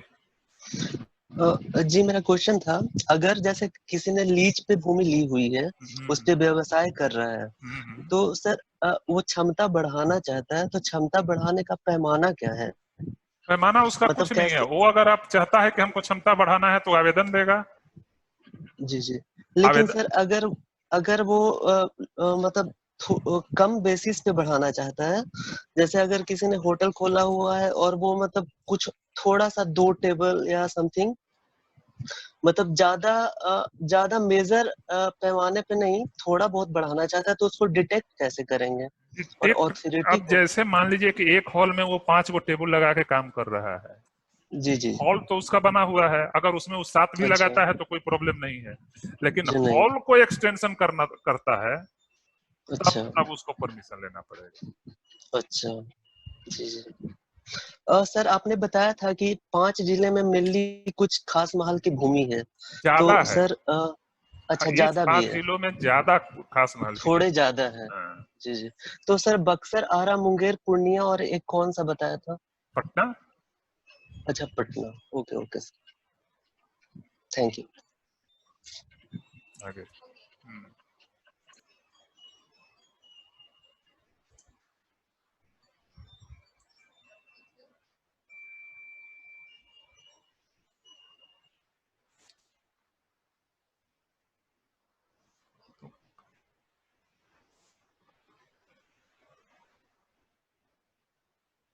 कोई नहीं है।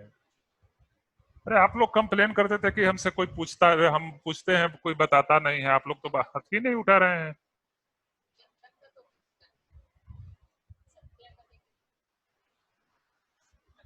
इसका कहाँ हुआ है इस चंदन का, चंदन कुमार?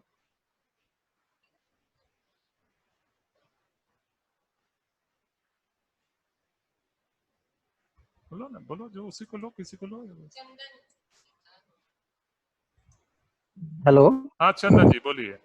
हाँ नमस्कार सर। नमस्कार। सर मेरे क्वेश्चन है सर, खास महल की कोई भूमि जब लीज पे लेता है और जो सलामी देता है सर, तो अगर 30 साल बाद वो व्यक्ति लीज छोड़ देता है तो सलामी का पैसा उसे वापस होगा? नहीं, वापस नहीं होगा सर? नहीं। तो सर वो सलामी का पैसा क्या सरकारी खाते में चला जाता है? हाँ वो सरकारी खाता ही में रहता है। हाँ देखो, तो उस सारी स्थिति में सर अग्रिम पैसा तो वापस हो जाता है लीज खत्म पर। अरे भाई आपका रूल नहीं है, क्या होता है वो छोड़िए ना, रूल नहीं है तो नहीं है। Yes sir. अब हम लोग उसको जबरदस्ती थोड़ी दे देंगे। जी सर, धन्यवाद सर। मोहम्मद, गुड हाँ बोलिए मोहम्मद कौनैन। हाँ सर ये फेस लीज क्या होता है, जो फेस लीज का ऑफर दिया जाता है किसी भी पर्सन को? फेस लीज का ऑफर किसी भी पर्सन को नहीं दिया जाता है, ठीक है? मेरा मतलब, मेरे कहने का मतलब है जो लीज पर रहते हैं उसको, पब्लिक वाला पैसा तो वापस हो जाता है। जो व्यक्ति लीज पे जमीन लिए हुए है और लीज का वायलेशन किया है, जिसके कारण उसका लीज रद्द कर दिया। सर उसको म्यूट कीजिए, आवाज समझ में नहीं आ रही क्या बोल किसी रहे का हैं। आवाज आ रहा है, देखो किसका? चंदन कुमार का आवाज आ रही है। कुमार का आवाज आ रहा है। यस सर, आप बोलिए सर।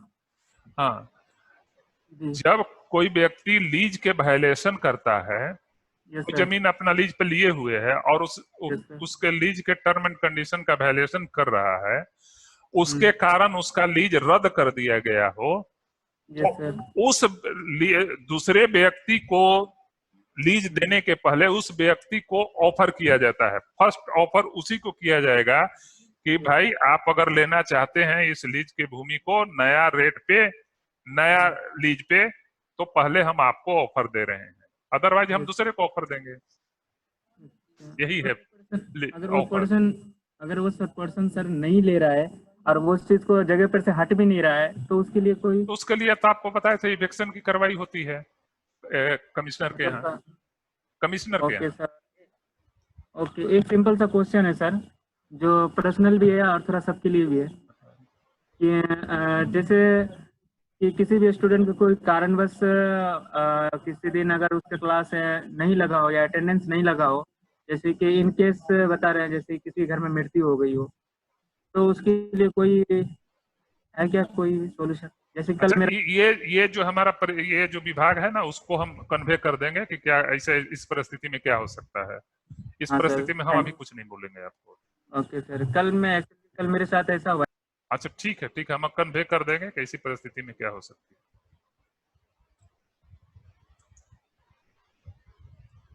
बोलो ये केशव कुमार को लो। ठीक है। सर लीज की जमीन का म्यूटेशन कर सकता है कि नहीं सर? अगर जो ये देरा भूमि का जो लीज का भूमि है उसको जमाबंदी पंजी में चढ़ाया जाता है, परंतु शहर के जमीन का जो है, शहर का जो खास महल जमीन है उसका अलग रजिस्टर होता है, और उसका जो रेंट और लगता सर है, एक मिनट, उसका जो रेंट लगता है वो चालान के द्वारा जमा होता है। हाँ, ठीक है। और सर दूसरा क्वेश्चन है सर, जी सर, मान लीजिए सर कैडेस्ट्रल सर्वे में और डिविजनल सर्वे में सर गलत एंट्री हो चुका है, हाँ। और सर हमारे पास कोई कागज नहीं है कि हम पता करें कि वो खास महल की भूमि है, तब तो आपको सर पता अगर मेरे कैसे, द्वारा अगर नहीं, आपको पता कैसे चला कि गलत एंट्री हो गया है? तो निश्चित आपको पता चला होगा कि खास मान महल की लीजिए सर, भूमि है। नहीं सर, नहीं सर, पता मेरे चला पास कि जिस समय खास अगर वो महल की भूमि है। नहीं सर, बाद में जैसे कार्रवाई होती है और पता चलता है कि खास महल की भूमि थी वो और हमने गलती से चढ़ा दिया, और हमारे पास जो डॉक्यूमेंट है जिसके आधार पे हमने चढ़ाया है, और वो सर उसमें उस समय डॉक्यूमेंट हम मेंशन करेंगे उसमें नहीं होगी, तो सर बाद में हम पे कार्रवाई होगी या सर हम पे कार्रवाई नहीं होगी उसके लिए? अगर गलत कीजिएगा तो कार्रवाई निश्चित रूप से होगी, गलत नहीं कीजिएगा तो कार्रवाई नहीं होगी। नहीं सर, जो मेरे पास उस समय उपलब्ध डॉक्यूमेंट है, जो मेरे पास जैसे तो डीएम के द्वारा, वही चीज आपको तो लिस्ट, आपको तो सरकारी जमीन की जितनी भी चीज लिस्ट है वो आपको तो पहले मिल जाएगी कि ये जमीन आपकी सरकारी जमीन है, वो तो सारी चीज मिलेगी आपको। और सर उस आधार पे कार्रवाई अगर हम करेंगे और बाद में मान लीजिए वो चीज गलत पाई जाती है कि वो चीज गलत थी, पहले जो अधिकारी है हमारे उनके द्वारा वो चीज गलत था और वही चीज हमको गलत ही मिला है। नहीं समझे आपकी बात को। सर मान लीजिए कैडेस्ट्रल सर्वे में किसी चीज को गलती से दूसरे के नाम पे चढ़ा दिया गया और वही अभी कागज वही आ रहा है सरकारी विभाग में, वो गलत ही, बाद में किसी कारणवश पुराना कागज मिला कि हाँ वो गलती से किसी अधिकारी ने चढ़ा दिया है उसको उसके नाम पे, और सर हमने जो गलत कागज था उसी के आधार पे हमने अपना काम किया, तो सर बाद में अगर वो मिलता है तो हम पे कार्रवाई होगा कि नहीं सर? अरे भाई तो बाद में स्टेज है ना, अभी तो बहुत सारा स्टेज है, जिसका जमीन होगा वो जाएगा वहां पर कंप्लेन करेगा कि साहब ये जमीन हमारा है, उनके नाम पर चढ़ा दिए हैं, या उनका जमीन है इसको सरकारी कर दिए हैं, या सरकारी जमीन है इसको उसको कर दिए हैं, जाएगा वहां डिसाइड होगा। जी थैंक यू सर।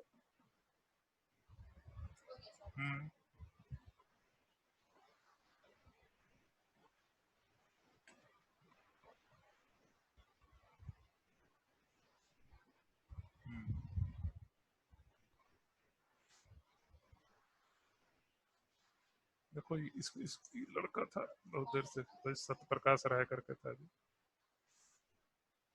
इनको दो।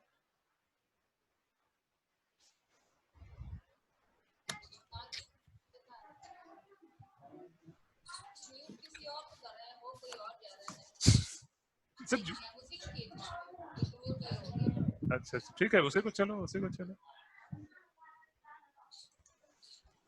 बोलिए विकास पासवान जी। सर एक खास महल जो लीज भूमि को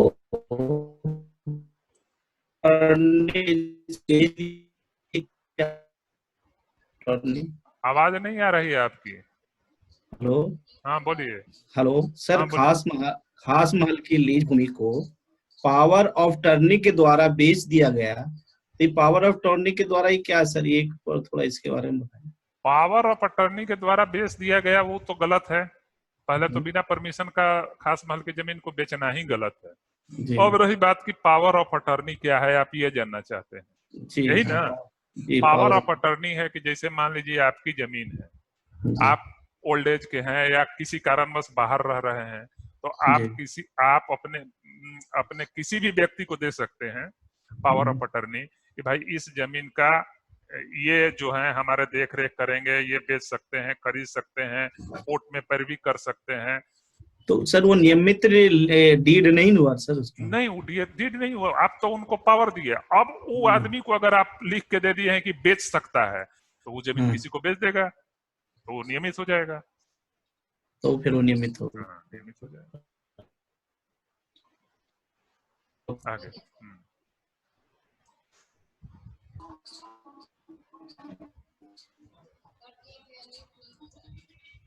बढ़ो ना आगे, फिर आएगा तो मिनट किया जाएगा, अब आ जाएगा।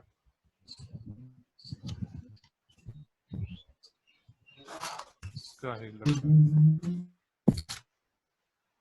राम कुमार, बोलिए राम कुमार जी। जी sir, good afternoon. Good afternoon. जी सर। सर बोले ये जो अधिभोगी हैं, हेलो, हाँ, आप आ गए एथी में, आप संपरिवर्तन में आ गए। अब अभी खास महल में हैं हम लोग। अच्छा अच्छा। खास महल में पूछिए सर। खास महल में जो जैसे कि 3 तरह की जो है इसमें हम देख रहे हैं सर। एक नियत दर पीढ़ी सर, आवासीय लीज है, एक नियत समय हेतु आवासीय लीज है और व्यावसायिक लीज है। तो तीनों का 30 साल के लिए लीज होगा सर। क्या? तीनों जो है सर 30 साल सर। हाँ, सभी अभी खास महल नीति 2011 में तीनों को एक ही समान कर दिया गया है, 30 साल के लीज पर दिया जाएगा। ठीक है, ठीक जी। आगे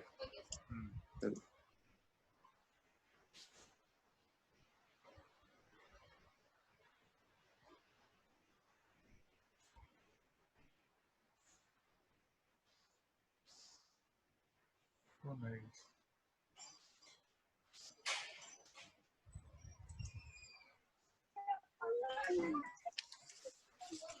हेलो।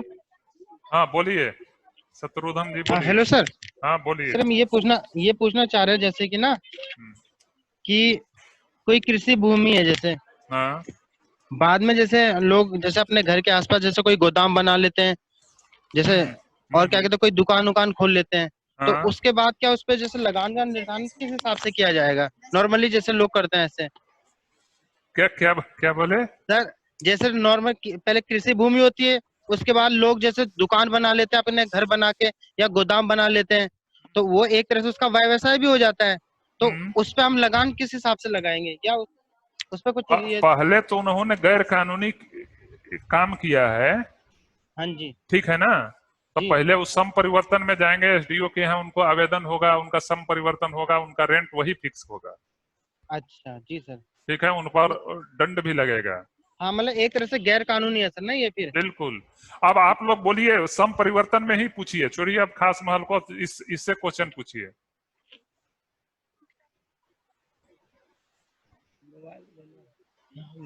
हाँ आगे बढ़ो फटाफट।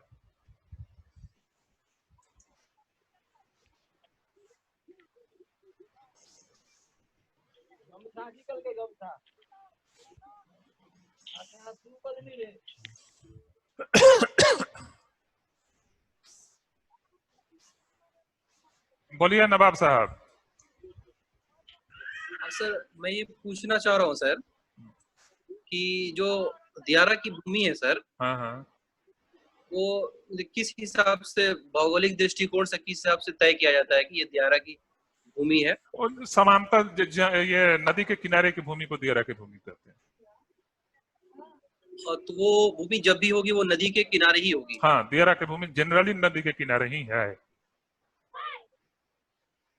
अच्छा ठीक है सर, यही पूछना था। Thank you. आप लोग कोई भी दोनों सब्जेक्ट से आप पूछ सकते हैं क्वेश्चन, क्योंकि समय कम है, इसलिए आप लोग जितना क्वेश्चन पूछ सकते हैं पूछिए, हम जवाब देंगे। नहीं तो आप लोगों को बार बार शिकायत करते हैं कि हम हाथ उठाए नहीं मिला, हम नहीं मिला, हमको नहीं मिला। तो जितने लोगों को पूछना है क्वेश्चन पूछिए। सर वो सेकंड वाला जो आप बता रहे थे, गैर प्रयोजन कृषि वाला। हाँ बोलिए। के बारे में सर थोड़ा संक्षिप्त में एक बार बता दें सर कि किस तरह की पहले भूमि क्वेश्चन इन लोगों को बता देते हैं। बोलिए संदीप साहू जी। सर जो खास महल नीति की जो जमीन है सर, जो लीज पर जो लिया जाता है, पहले 30 साल के लिए लेंगे, फिर उसको एक्सटेंड करके अगले 30 साल के लिए भी लेंगे, लेकिन उसके जो लगान है, लगान उसी दर पे एक निर्धारित किया जाएगा कि उसका लगान भी कुछ उस समय के बाजार का आदतन जो MVR होगा उसका 30 साल के नहीं हो तो 30 साल के बाद सर, 30 साल के बाद भी लगान मतलब चेंजेस होगा इसमें। हाँ चेंज होगा ना, फिर उस समय का जो 30 साल बाद जो रेट होगा उसके अनुसार लगेगा। अच्छा सर, गैर प्रयोजन वाला जो कृषि भूमि के बारे में बता रहे थे उसको संक्षिप्त में थोड़ा। गैर कृषि भूमि का परियोजन, केवल इतना जान लीजिए, गैर कृषि भूमि को परियोजन परिवर्तन का मतलब है कि अगर कोई कृषि भूमि का किसी का व्यावसायिक उपयोग में या रेसिडेंशियल उपयोग में परिवर्तन कराना चाहता है, उसी के लिए ये कानून है।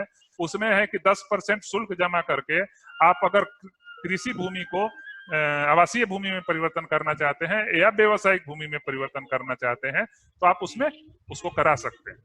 यही मेन मकसद यही है। एमबीआर का 10% सर ना? हाँ, एमबीआर का बाजार का अदतन मूल्य जो एमबीआर कहलाता है उसी का, तो न्यूनतम मूल्य जो है वो। हाँ, न्यूनतम मूल्य। Okay sir. आगे बढ़ो, आगे बढ़ो, बढ़ो।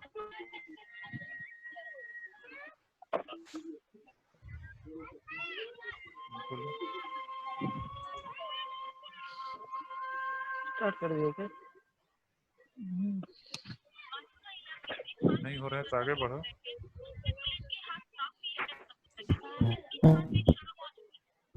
अपने खत्म हो गया है, मात्र 268 लोग बचे हुए हैं।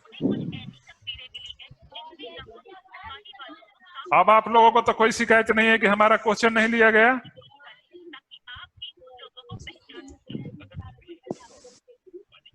नहीं, आप लोग तो अभी सुबह में शिकायत कर रहे थे कि भाई हमारा क्वेश्चन नहीं लिया जाता है। सर वो तो बात सही है सर कि जनरली सभी लोगों को मौका नहीं मिल पाता है सर। हम तो इसीलिए तो पूछ रहे हैं कि जिनको पूछना है पूछिए, हम बताते हैं। क्या तो रहा है कि हम पूछना चाह रहे हैं। हाँ सर, हम पूछना चाह रहे हैं कि सर एक जगह बताए हैं सम परिवर्तन में कि 500 स्क्वायर फीट के लिए दुकान के लिए लिया जा सकता है, उसके सम परिवर्तन की जरूरत नहीं है। उसको जरूरत नहीं है। हाँ सर, दूसरा बताया है आपने सरकार द्वारा चलाया गया परियोजना के लिए अगर लेना है तो उसके लिए भी सम परिवर्तन की जरूरत नहीं है सर। तो उसके लिए कोई लिमिट नहीं है जमीन का कि कितना स्क्वायर फीट तक के लिए सम परिवर्तन की जरूरत नहीं। तो आपको बताया तो 500 स्क्वायर फीट हो गया ना। 500 स्क्वायर फीट से ज्यादा लीजिएगा तो फिर जरूरत पड़ेगा आपको। सरकारी परियोजना हो तो सर नहीं, सरकारी परियोजना के लिए सम परिवर्तन की जरूरत नहीं है जी सर। सर खास महल को सर चिन्हित कैसे करते हैं सर? खास हर जिला में खास महल का अलग अलग रिकॉर्ड है। वो चिन्हित करने की थोड़ी, जमीन चिन्हित थोड़ी होता है, उसका सर का रिकॉर्ड है, कागज है, खतियान है अपना, वहां से मिल जाएगा आपको। वहां से मिल जाएगा आपको। हर जिला के अपर समाहर्ता के कार्यालय में खास महल संबंधित सारी रिकॉर्ड उपलब्ध है। Okay sir. हेलो, बोलिए संदीप जी। सर मेरा एक क्वेश्चन है खास महल से रिलेटेड। बोलिए। कि अगर किसी को लीज दिया जाता है 30 इयर्स के लिए कोई लैंड, तो अगर वो लैंड वाला जमीन बेच देता है सपोज दैट 20 इयर्स कंप्लीट करने के बाद, तो जो जिसको दिया जाएगा जमीन उसको 10 साल के लिए दिया जाएगा या फिर से रेन्यूअल होगा 30 इयर्स के? नहीं, अगर 20 साल के बाद बेच देता है जी, आप बोले बेच देता है तो ये तो गैर कानूनी है जी, ये तो नल एंड वॉइड है जी। नहीं, अगर परमिशन लेके बेचता, आप बोला सर परमिशन लेके वाली जमीन को बेचता है। हाँ, नहीं तो उसमें उसको 30 साल का ही नया लीज मिलेगा, अगला रेन्युअल हो जाएगा। हाँ, नया हो जाएगा। हाँ। और एक क्वेश्चन और सर, ये अभी बिहार कृषि भूमि के संपरिवर्तन अधिनियम का इसका सर पीडीएफ मिल जाए तो अच्छा है, या गैजेट का भी इसका इशू हुआ था? ये हुआ था आपको 2010 में, निकालिएगा एथी पर मिल जाएगा आपको। सर गैजेट बता दीजिए, गैजेट डेट और डेट है गैजेट का सूचना हमको लगता है कि 16 अप्रैल 2010 को हुआ था। सर ये विधि विभाग से हुआ था या राजस्व विभाग से? ये राजस्व विभाग से होगा ना, अपना चीज है ये। ओके सर, मेरे क्वेश्चन सुरभि मैम से था, थोड़ा कंफ्यूज के बारे में। अच्छा, तो सुरभि आएगी तो बताते हैं, चलिए आगे बढ़िए। हाँ, मेरा क्वेश्चन है। हाँ बोलिए। मेरा क्वेश्चन है सर कि जैसे कल ऑप्शन दिया गया था, जो भी क्वेश्चन था उसका, तो जैसे आइडेंटिफिकेशन नहीं था ऑप्शन का। जैसे आइडेंटिफिकेशन में क्या होता है, आपको कोई क्वेश्चन दिया तो आंसर देगा ABCD करके या क ख ग करके, ऐसे करके, बट वहाँ पे कोई आइडेंटिफिकेशन नहीं था आंसर का। वो राउंड सर्कल करके 4 ऑप्शन दे दिया गया था और बहुत ही कंफ्यूजन था उसमें। अच्छा ठीक है, उसके बारे में बताएगी और लोगों को क्वेश्चन पूछिएगा, उसके बारे में सुरभि बताएगी आपको।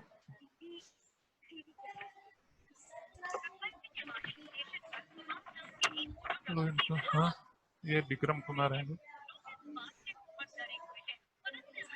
विक्रम जी बोलिए।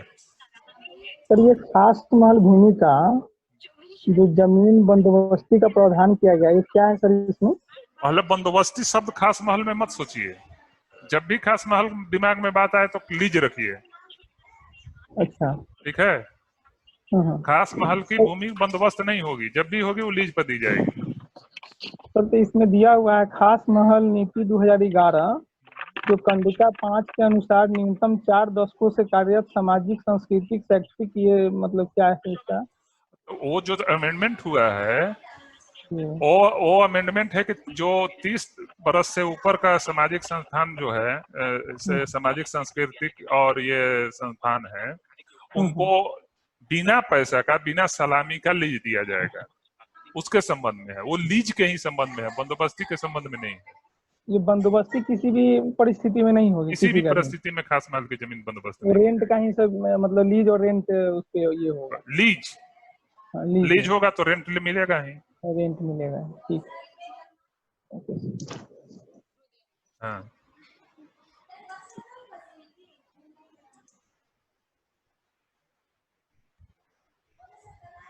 और है कोई?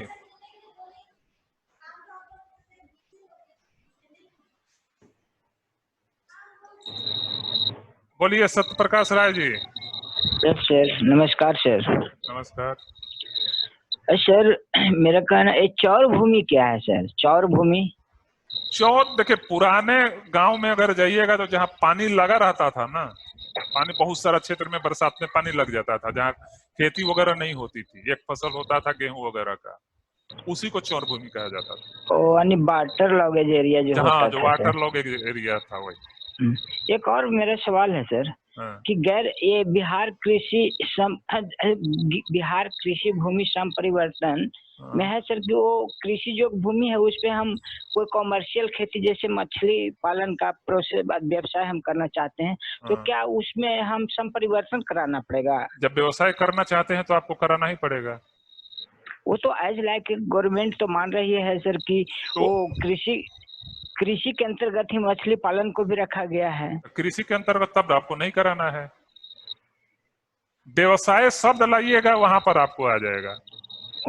कॉमर्शियल वर्ड नहीं लाना है सर। कॉमर्शियल वर्ड नहीं लाना है। एक और कहना है सर कि खास महल की भूमि का यदि कैडेस्ट्रल या रिविजनल सर्वे में किसी इंडिविजुअल इंस्टीट्यूशन के नाम से उसका जमाबंदी खुल गया है, खास महल भूमि पर कैडेस्ट्रल या रिविजनल में सर इंडिविजुअल इंस्टीट्यूशन के नाम से जमाबंदी खुल गई है सर, तो जो एसएस सर्वे होगा उसमें हम किसके नाम से? नहीं, आपको जानकारी है कि खास महल की जमीन है तो खास महल के नाम से ही खुलेगी वो जो सोशल इंस्टीट्यूशन है तो पर भी सर। हाँ, तो और वो तो लीज पर ही होगा ना। लीज पे नहीं सर, कैडेस्ट्रल या रिविजनल सर्वे बहुत लंबा पीरियड होता है सर। कुछ हो गया है, होगा लीज पर ही, उस समय भी लीज पर ही होगा। जैसे मान लीजिए विद्यालय बन गया है सर उस पे। अरे भाई, विद्यालय बन गया है चाहे कुछ, अगर खास महल की जमीन है जी, जैसे कि मान लीजिए कि 1890 में भी बहुत सारा एग्रीमेंट हुआ है, 1895 में भी एग्रीमेंट हुआ है, सर्वे कंक्लूड हुआ है आपको 1910 में, कहीं 1915 में कैडेस्ट्रल, तो 1902 का एग्रीमेंट है। तो सर्वे में तो मान लीजिए उस समय स्कूल 2002 में एग्रीमेंट किया होगा, 4-5 में स्कूल बना दिया, तो उस समय कैडेस्ट्रल देखा कि स्कूल है तो स्कूल का कर दिया। लेकिन जब हमको मालूम है वो कि खास महल की जमीन है तो हम खास महल देंगे, स्कूल वाले आएंगे कि साहब हमारा जमीन है तो दिखाओ कागज। वो तो अभी प्रेजेंट हालत में कैडेस्ट्रल और रिविजनल का ना दिखाएगा उसका नहीं, जब हम दिखाएंगे कि तुम्हारा एग्रीमेंट है, उसका एग्रीमेंट का पेपर निश्चित रूप से कार्यालय में होगा। एक और सवाल है सर कि विगत वर्षों में मान लो 2011 में सर पीरियोडिक लीज की व्यवस्था की गई खास महल भूमि में। इससे पहले जो परपेचुअल लीज प्रोवाइड किया जाता था सर, तो वो लाइफ टाइम दिया जाता था ना सर? हाँ, लाइफ टाइम ही नहीं था, परपेचुअल का मतलब जनरेशन टू जनरेशन था। तो जो आदमी को सर एक इस तरह की भूमि का परपेचुअल लीज दिया जा चुका है, उसका तो जमाबंदी आज के डेट में उसी के नाम से खोला जाएगा सर? नहीं, जमाबंदी खास महल के ही नाम से होगा, अभियुक्ति में होंगे कि वो लीजधारी हैं। परपेचुअल लीजधारी होंगे। ये थैंक्स सर। और है कोई?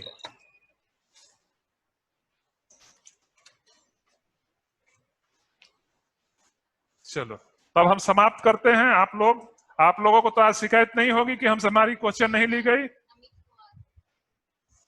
चलिए हमीद जी आप ही बोल लीजिए, बोलिए। अमित कुमार को करो। ये टाइम तो सर बहुत दिए सर, टाइम तो बहुत दे दिए आप सर। हाँ बोलिए। नहीं शिकायत नहीं करना चाहिए। नहीं सर, शिकायत कभी सर हमने शिकायत नहीं की है। जिस तरीके से आप सबको टाइम दे रहे हैं सर, मतलब इतना टाइम किसी टीचर ने नहीं दिया अभी तक, किसी ने मतलब अधिकारी नहीं दिया इतना। अच्छा चलिए बोलिए। अभी बता रहे सर, जैसे लीज है सर, तो हम तो पहले लीज का पेपर देखेंगे सर, कोई भी अगर लाएगा खतियान के समय। बिल्कुल। तो लीज का पेपर भी तो अगर बोलेगा कि लीज का क्या लीज माफ भी होता है? लीज माफ नहीं होता है बाबू। लीज का मतलब क्या होता है? एग्रीमेंट। Yes sir. तो एग्रीमेंट माफ थोड़ी होता है। माफ नहीं होता। माफ होगा तो शुल्क होता है, जो भी होता है तो शुल्क वगैरह ना माफ होगा, एग्रीमेंट नहीं ना माफ होगा। हमको लगा कि अगर लीज हो सकता है, बोले कि लीज माफ ही है, मेरा है पेपर, ऐसे कुछ वैसा नहीं। लीज वगैरह का कोई माफी का नहीं होता। लीज का मतलब लीज डीड होता है, डीड होता है वो, उसमें माफी आई का सवाल नहीं है कोई। ठीक है। ये बिक्री भी नहीं होती है। नहीं, जमीन को बिक्री होगी, बिक्री होगी। पोजीशन ये है कि कलेक्टर से परमिशन लेगा। कलेक्टर से परमिशन लेगा। हाँ, कलेक्टर से परमिशन लेगा, सम अमाउंट जमा करेगा, उसके बाद में वो अगला से को बेच देगा। अब बंदोबस्ती इसकी नहीं होती है। बंदोबस्ती इसकी नहीं होती। सर एकदम क्लियर हो गया सर। क्लियर हो गया। अब उसमें कभी दिक्कत ही नहीं होगी सर। बिल्कुल। Thank you. और एक कोई अमित कुमार थे, उनको भी ले ये लो। वो भी क्यों रहेंगे भाई? ये कौन है? अभिमन्यु प्रसाद। हाँ इनको भी ले लो। एक अभिमन्यु जी हैं, ये दो आदमी को ले खत्म करो। बोलिए अमित जी। सर ये दियरा भूमि जो अभी लीज पर लेगा सर, उसका लगान कितना निर्धारण होगा सर? वो तो वहां के हिसाब से लगा। दियरा भूमि का जो ये लगान होता है वो तो कृषि के लगान हेतु होते हैं। वो कृषि का वहां पर जो रेट होगा ना आसपास का, वही लगान निर्धारण होता है वहां। और सर ये लीज नीति जो पढ़ा है सर, ये किसमें कौन सा तकनीकी मार्गदर्शिका में है सर? वो मिला नहीं मेरे को। आप एथी पे जाइएगा, साइट पे जाइएगा तो खास महल नीति 2011 निकालिएगा, मिल जाएगा आपको। Okay sir, thank you. चलो और एक आदमी है, उनका भी ले लेते हैं हम लोग। उनका शिकायत क्यों रहते भाई? हाँ अभिमन्यु प्रसाद जी बोलिए। जी सर। हेलो। हाँ बोलिए सर। दियरा क्षेत्र का जो भूमि का जो लीज दिया जाता है, दियरा क्षेत्र का भूमि जो है, क्योंकि वो तो नदी के धारा पे डिपेंड करता है कि किस बार किधर रहता है। हाँ बिल्कुल। लेकिन हमारे तरफ ऐसा अमूमन होता है सर कि कोई अगर अपना नदी के बगल का जमीन अपना अगर वो करवा रहा है सर्वे उर्वे, तो नदी का भी जमीन जो है ना, बोलता है ये भी मेरा है और ये भी मेरे अपने नाम पे चढ़वा लेता है। नहीं ना होगा भाई। जो उस समय जिस समय सर्वे हुआ हम लोगों का कैडेस्ट्रल सर्वे या रिविजनल सर्वे, उस समय जहाँ नदी थी, आज के डेट में तो वहां नहीं है नदी। सर हमारे तो ये घर जो है इसके पीछे नदी है, गंगा नदी। ठीक है। वो तो 1910 में वो आपके घर के पीछे ही था? नहीं वो तो दूर था सर, बहुत दूर था। तब पहले जो जब 1910 में आपका वो पीछे था, तो जो जहाँ नदी था वहां का तो सर्वे नहीं हुआ। आपके घर वाला के पास तो नदी नहीं था, इसलिए वहां तो सर्वे होगा। जी सर। तो जब यहाँ सर्वे हुआ होगा, आज के डेट में वो नदी में चला गया है, तो आज के डेट में मान के चलिए कि वो जमीन आपकी नहीं है। आज के डेट में वो सरकार की जमीन है। फिर गंगा नदी अगर उधर चली जाती है, वो जमीन निकलता है तो आपकी जमीन हो जाएगी। सर एक और सर, ये संपरिवर्तन वाला जो था, अगर मेरा खेत है उसमें कृषि कर रहे हैं, अगर मुझे उसमें घर बनाना होगा तो उसका संपरिवर्तन के लिए एप्लीकेशन देना पड़ेगा? हाँ बिल्कुल। लेकिन अमूमन तो सर गांव में ऐसा कोई देखते नहीं है।